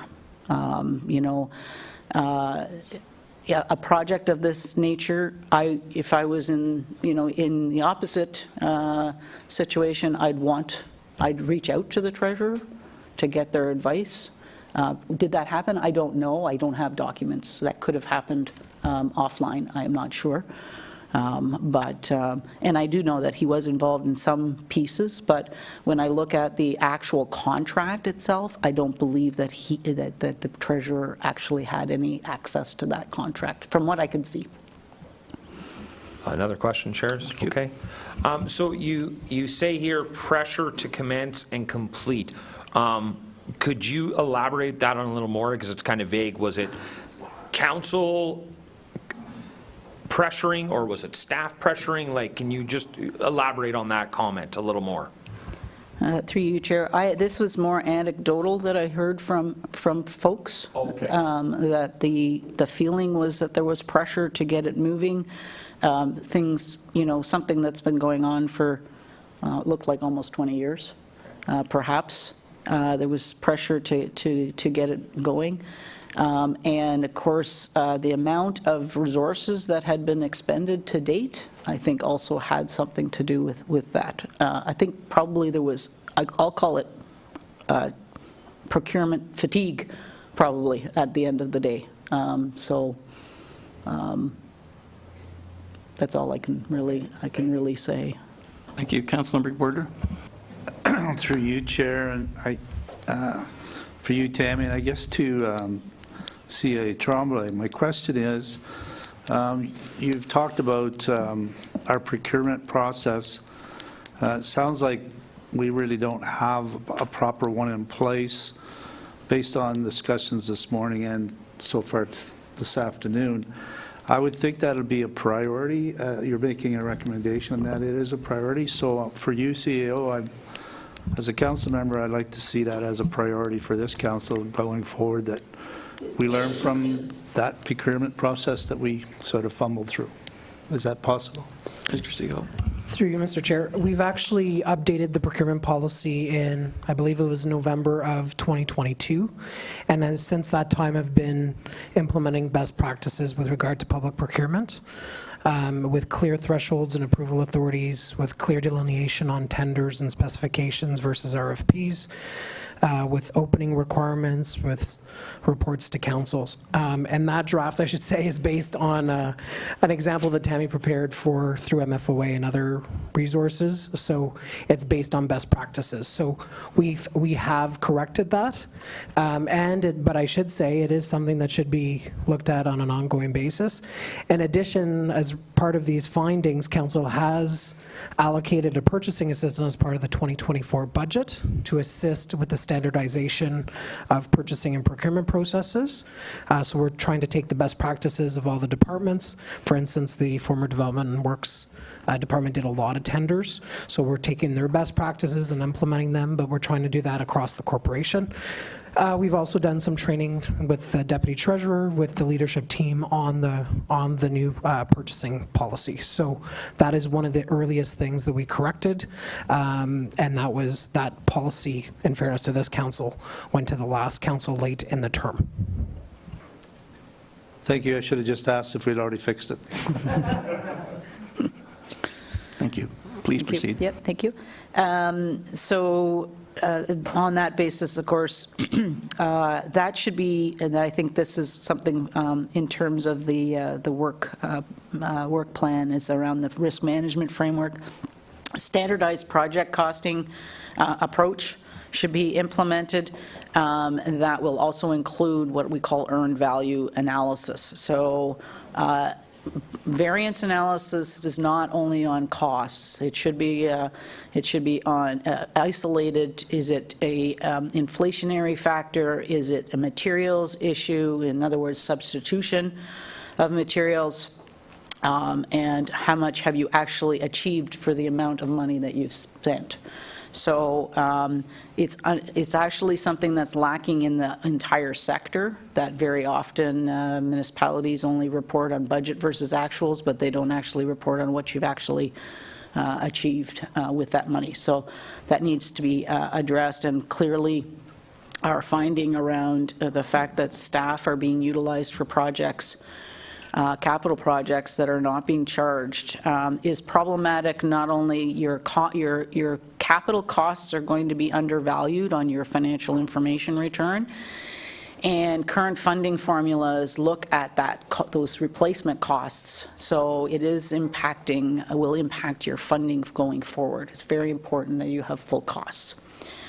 In terms of leasing, sponsorships, naming rights, all of those pieces, they should also be included as part of your procurement practices, and also included in terms of policies. And I think that's already underway. So, in terms of the people side of things, like I said, it's very good that the town staff want to try to save money, but you have to make sure they've got the skill set to do the jobs, and understand the impact of being a constructor on a project. It has far-reaching implications, not just for getting your project done, but from a health and safety perspective. And around the accountability framework, it was really undocumented. A lot of the financial policies were not in place, so pardon me.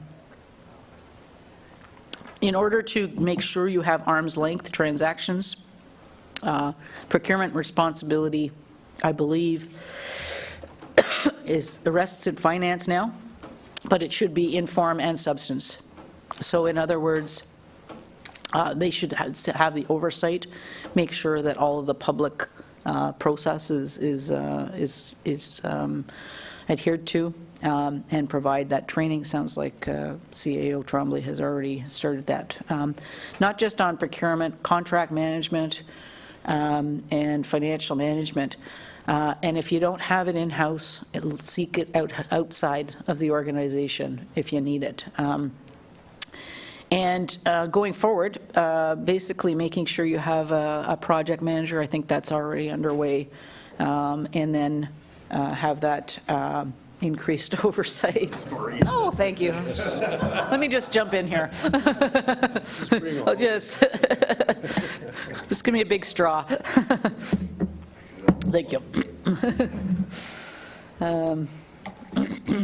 It should be like a cranberry something for Christmas. Okay.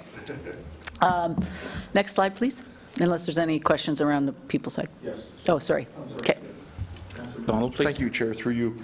With regard to, Tammy? Yes. With regard to advice provided to council and staff was not based upon facts and reality, where were we getting that advice from, if you're able to elaborate on that? Thank you, through you, Chair. As I said, and it was really from the point before, is that the RFPs and the construction information that was coming from the contractors really was reality. And I'm not really sure, even with the with the ongoing reporting, making sure that you've got full costs. You were not given, you, the collective, the town, was not given the sufficient advice based on evidence it was, some of the forecasts did not appear to be in line with what I would suggest. Councillor Andrew Dick, please. Thank you, through you, Chair. Tammy, I'm not sure if you can elaborate on this a little more, but some of your findings were that there was personal relationships with vendors between staff. So obviously vendors, staff. I'm wondering if you can expand on that, if you're allowed to. Through you, Chair. So when we looked at the procurement process and the vendors that were requested to bid, they were vendors that had already had relationships within the town. So because they weren't sort of open bidding, it came from those relationships. So the vendors that were asked to bid were already engaged somehow with the town. Okay, thank you. Thank you. Please proceed. Okay. Next slide, please. Thank you. So in terms of policies, we already talked about the oversight and the contracts that are outstanding.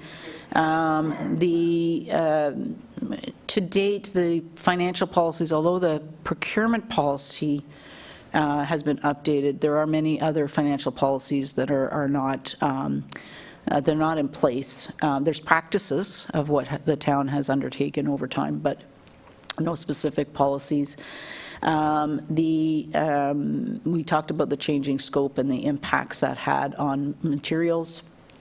And one of the things that I would say was a gap is also just what's, the growth and the impacts that growth's going to have on the town, both positive and negative, to be able to handle the services within the facility. So I haven't talked about this too much, but very little, at least up until very recently, had been done on the operating costs of the facility. And when I say that, it's not just about utilities and equipment, it's people and processes, and so that seemed to be put off to the side and was not part of the calculation of the true cost. So when you do a project of this nature, typically what you'll do is a present value calculation of all costs. So not just capital costs, but operating costs and net operating costs, and that was not really done. I think it's still being worked on at this point. But it is a large facility.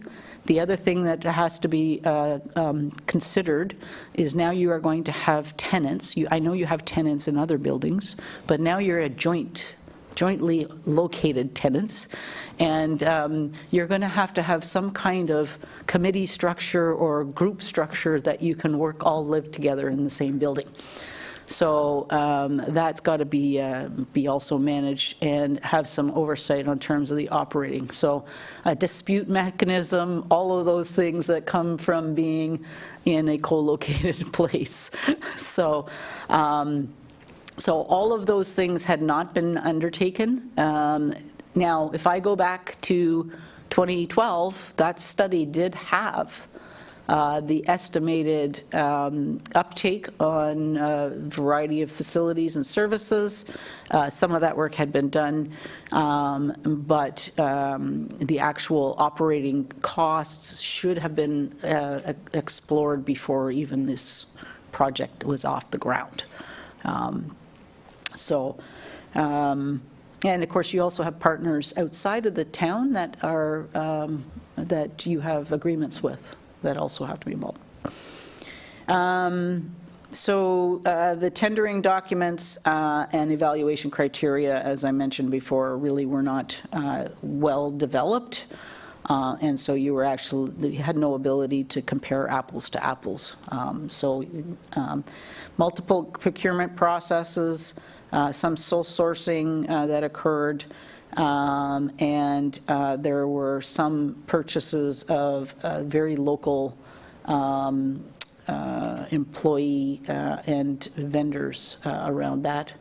and leases and sponsorships were undertaken, certainly not without some direction, but a lot of the documentation was not necessarily brought to committee, which should have been documented.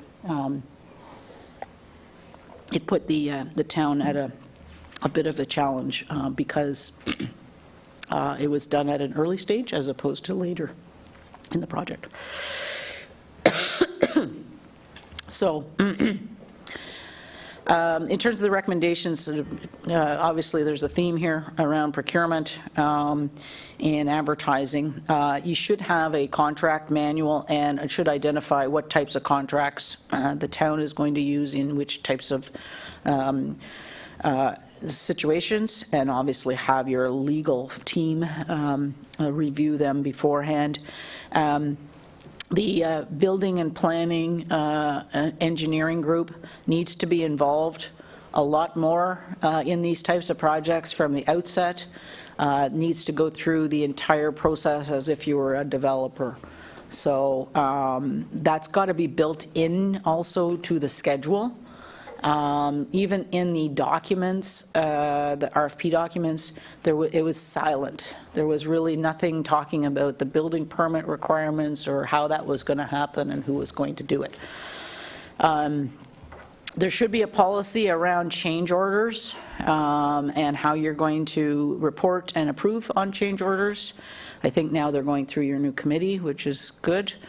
And that follows through in terms of your financial policies, internal controls on those, as well as non-arm's length transactions and sole sourcing of any kind. One of the challenges with the contract that you did sign with BudCon is they are doing the tendering for you. You have no mechanism to determine whether they're following what a public procurement practice would be. I know from some of the documents I looked at, some of that information was provided, but you really don't know how they're doing that kind of tendering. So, again, if you're going to go into this kind of contract, you should outline that in how that's going to be done. We heard from even the contractors, make sure you've got your drawings first, then go out for RFPs. Make sure you know what you want. Obviously, it'll just grow. And then develop your leasing sponsorship naming policy, which I think is underway. So to make sure that it applies to both current and future leases. Councillor McDonald, please. Thank you, through your chair. There'll be two of them. The first one directed towards you, I guess, Tammy, if you're able to elaborate on it. I find it troublesome with regard to incomplete and unsigned contracts. I don't know if you can elaborate on that, or... Okay, thank you. And then CAO, I'll have one for you right after. Thank you. Okay, through you, Chair. As we mentioned, there was a RFP process, request for proposal process, for your architect in 2017. That contract was never signed, and and other situations like that where things had been sole source. There weren't necessarily contracts. Without those contracts, they're not enforceable. You won't be able to hold them accountable for their work. And even the ButCon contract, as I mentioned, it was signed, but the recommendations from the lawyer were not addressed and included in the contract, and that never did come back to the town from what we can see. Thank you. One for the CAO? Yes. The CAO, with regard to the practice of purchasing from employee-owned companies, self and sign-off in the past, no accountability. I can't believe that was taking place, but obviously it was. Was that obviously due to the silo management style we had before? And have we dealt with that in terms of procedures and policies now that can't happen again? Through you, Mr. Chair, the Employee Code of Conduct dating back to 2012 spoke to secondary employment, and we also created a policy recently that prohibited it without prior approval. So first thing, we expect that our staff are giving their full time and attention to their duties going forward. And employee contracts, most of them, the ones that I know that I've been involved with, and the Reeve of late, have required disclosure of those outside interests. So I think that's one step. We expect that people have the full time and attention to the duties of the town. What I should say is that although that's inappropriate and I would think is a breach of the code of conduct and not in keeping with our corporate values that we're establishing and hopefully approving tonight at the 6 o'clock meeting, we probably, as we fine tune our procurement procedures and further policies, that we would specify that.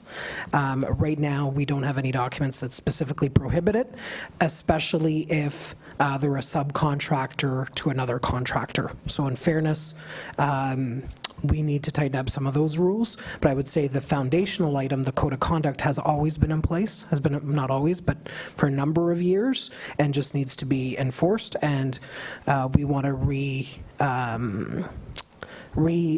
push with staff that we expect them to, that their full-time attention will be on town duties, and that there's no interference with their outside duties, and that especially if it's in a field that is very directly related to what they do for us. So we have a little bit of work to do, but there are the basis and the code of conduct to prohibit that type of work.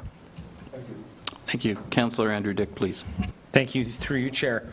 I just want to just kind of get a scenario. So you found that there was a practice of purchasing from employee-owned companies they would buy it off themselves. Am I correct on that? Is that how the comment? So the town employee would buy something for the town from their own company, they would buy it themselves, and then they would sign off on it themselves, and then they would hand that in, and then who would pay them? Through you.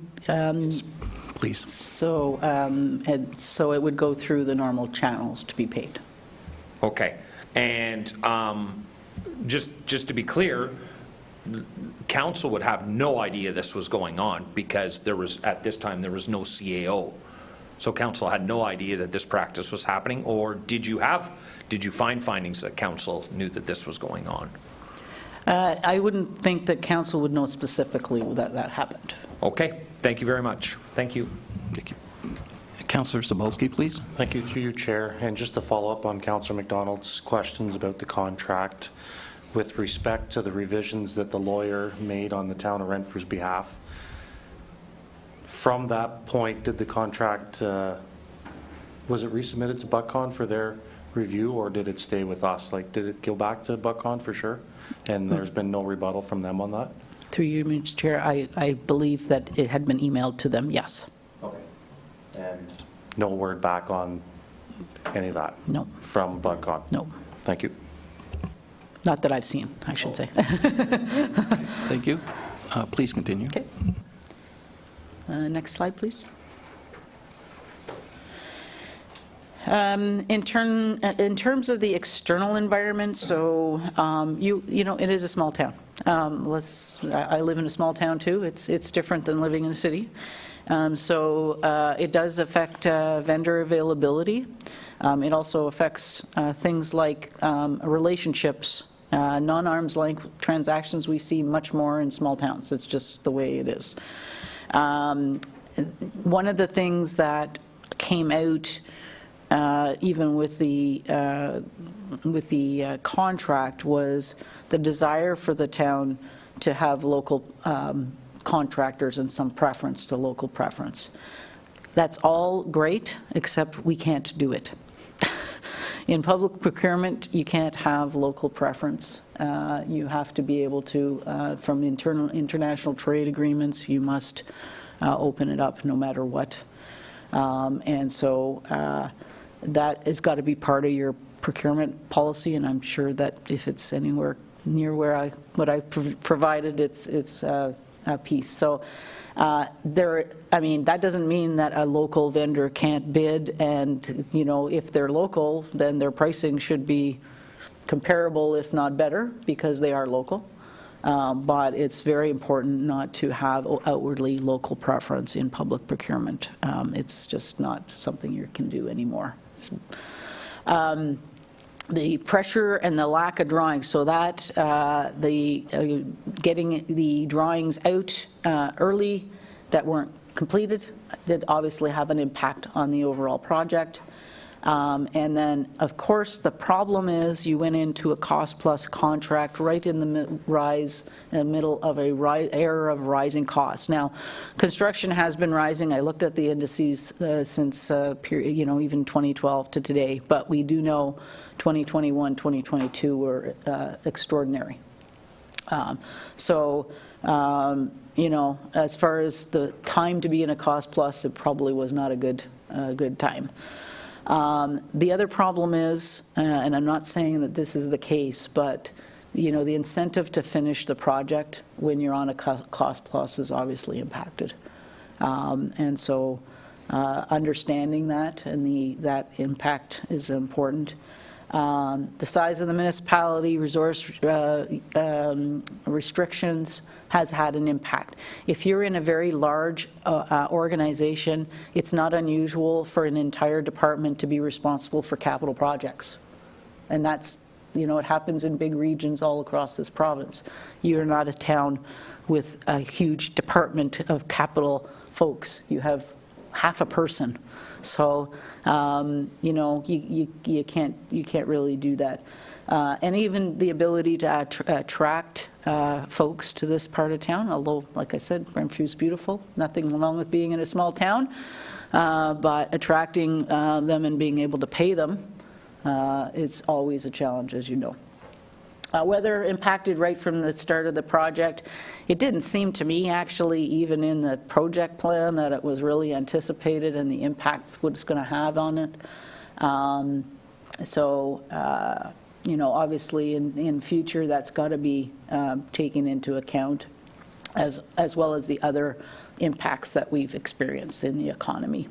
The reports from BUTCON, they indicate issues, but the risks and mitigation approaches aren't necessarily outlined. Access to trades, of course, has always been a challenge, so union, non-union, and that's how the town started to get into some of the sub-trades.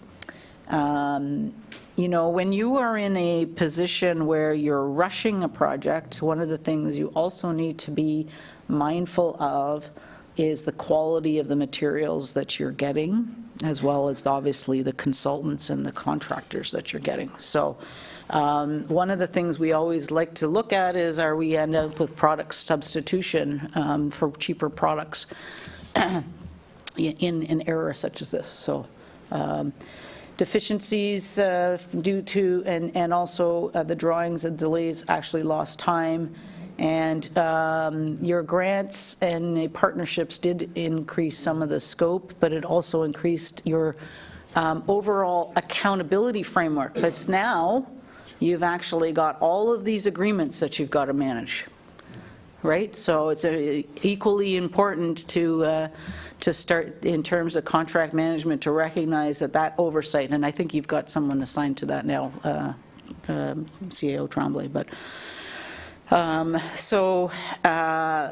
basically at this point, most of the environmental issues are gone, except for now we're back into the winter, so you might have still some outstanding issues, but understanding those risks are going to be important in the future, and obviously making sure all the drawings and the town staff have access to the drawings. My understanding is that wasn't even there, and make sure that you have proper costing so that you can do true variance analysis. Volume, scope changes, inflation, product substitution, all of those things have to be part of that variance analysis.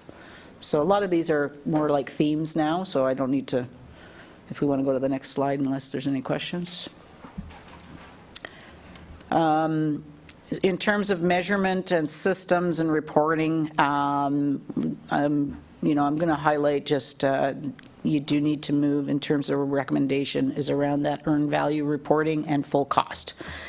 One of the things that should also happen is an analysis of progress payments and ensure that there's no duplication of costs. One of the things that was very challenging for me in reviewing this is that the contractor sends an invoice and it's about this thick.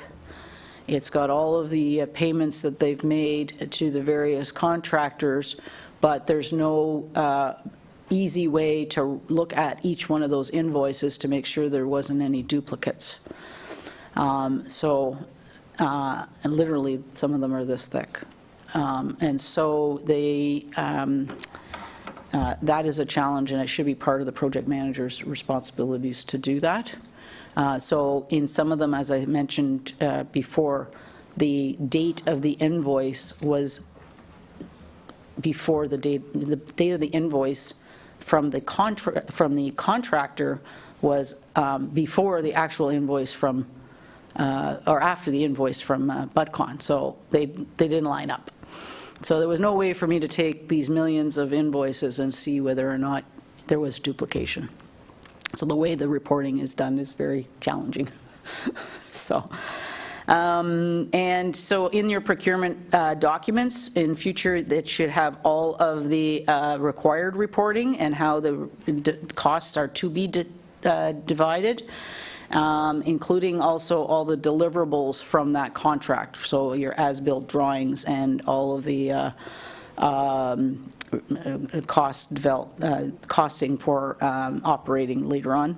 And then the other thing is, I hate to say it, but you actually have to plan to replace that building at some time. So you're going to need to have replacement costs for your asset management plan. So, so that's an important part of OREG 58817. And could I go to the next slide, or is there any questions on that? And the last piece is a couple of things that just to highlight in terms of your progress reporting. One of the things that is quite frustrating for your finance folks is you do not use purchase orders. And so you don't have any commitments against the budget internally as well. So the staff are tracking them outside of the system, which is challenging on its own.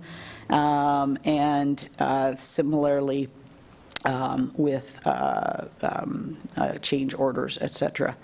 And finally, as I mentioned, your sponsorship leasing processes and committees should all be included in the costing updates. So one of the recommendations is when your project is finished, you should be undergoing a fee study to look at your fees and determine how much of the subsidy is going to be applied to your fees for your programming, because it is going to change. You're going to have amortization costs of a brand new building that should be built into your costs. And that is basically it for the recommendations, unless there's more questions. Through you, Chair, just a frustration with regard, I'm going back to page 23 with regard to the findings, the first paragraph. Financial forecasts of project budget at the outset were unrealistic, inaccurate, and misleading with no tax increase, and it was not supported with evidence-based decisions. I'm frustrated with regard to that. My question to you, Tammy, is the third paragraph down. No treasurer oversight at the outset or detailed review of invoices from BudCon or other vendors. I know we have a handle on that now. How long did that go on for, as far as you can determine? Through you, Chair, I don't think that until we actually started the third-party review that those individual invoices were really reviewed in-house. Now, your architect did review them for reasonableness, but the firm definitely did not take every invoice and look at it. So I think it happened all the way up until fairly recent. Thank you. Any further questions? In case, seeing none, I think you have a next step slide. Yep. So all of that to say, so we have to finalize the costing analysis when the project is substantially complete. Obviously, there'll be one of the biggest challenges that the team is going to have is around releasing holdbacks and holdback management, and then because obviously you have to make sure that they've delivered on what they're required to do. And so once substantial completion, will update all the costing analysis, including, I'll call them the non-direct costs that have not been included. And we do have, as we go through that, we always find follow-up requirements, so we will be doing that. But I guess since it's a public meeting, we will also say if there's anyone who wants to speak with us, that is an open, to get in touch with us via email. We'll set something up to talk with other interested parties. There are a couple of partners we haven't finished speaking with. So those are follow-up, and there's also some contractors that we still have questions for. So, and the idea being that the detailed final report would be in the spring of 2024 when you are substantially complete. And Thank you. Councillor McDonald. Thank you, through your chair, and Tammy. Have you received cooperation from everyone? Are you satisfied, or is there still work to do right now? In general, we've had cooperation. We certainly would like to speak with a variety of employees that we haven't had a chance to meet with, and that's going to be an open invitation. But it's obviously voluntary, so we do want to speak with as many people as we can. Sometimes, it's also dependent on availability. So I know that some of the contractors we got in touch with weren't available at the time when we were on site, for example, but we'll definitely, generally we've had good cooperation, yes. Thank you. Thank you. And Councillor Legree, I believe you have a motion for us to consider. Yes, through you, Chair. My motion is that Renfrew Town Council direct the CEO to include additional funds in the 2024 draft budget to extend the Mattaway expansion project third-party review being undertaken by WCSC Consulting, Inc. Can I have a seconder, please? Councillor McDonald. Discussion? All those in favor? Opposed? None, it's carried. Thank you, Council. Yes, please. Just for the members of the public and those in the gallery, just explain that what the consultants have outlined as the next steps have not been funded, and as stated early on in the process, we anticipated that we would be open by now and have substantial completion. So the last step is really a true understanding of full costs and any remaining things as part of the project, and there are a number of other areas that the consultants are doing their due diligence on.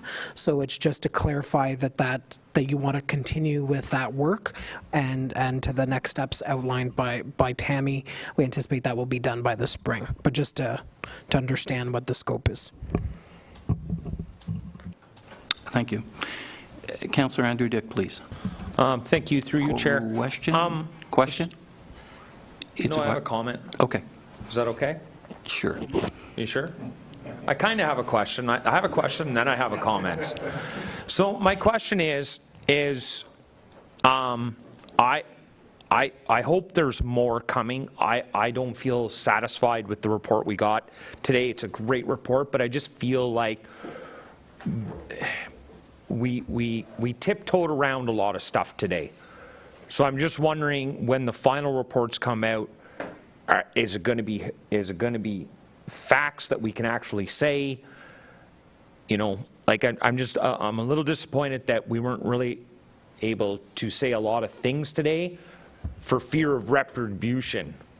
And we're representing the taxpayers in this town over this. And in a sense, we had to be so careful of what we said today in open session.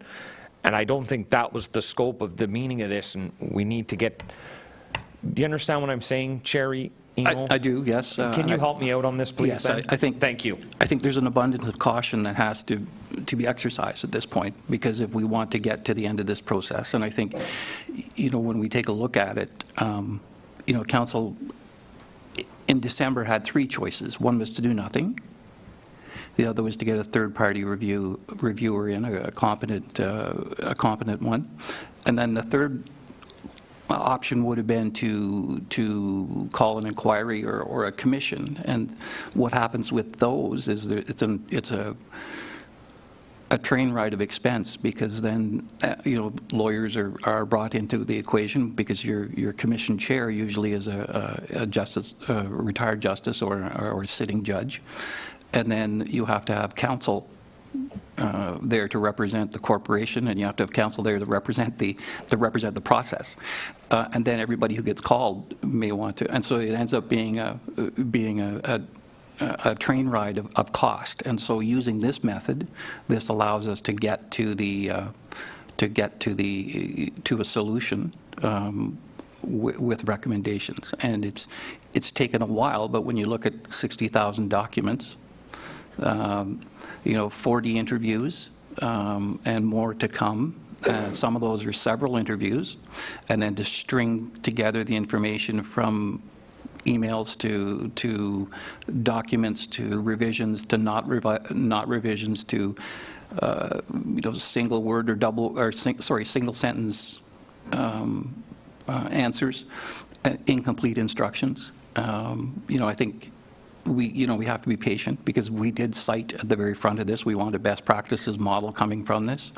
I think it builds on the long time plan to replace that model of management of the day to the CAO model, and then that had to be in place to then take a look at a review of our financial practices. And so now we have a series of recommendations which we're implementing.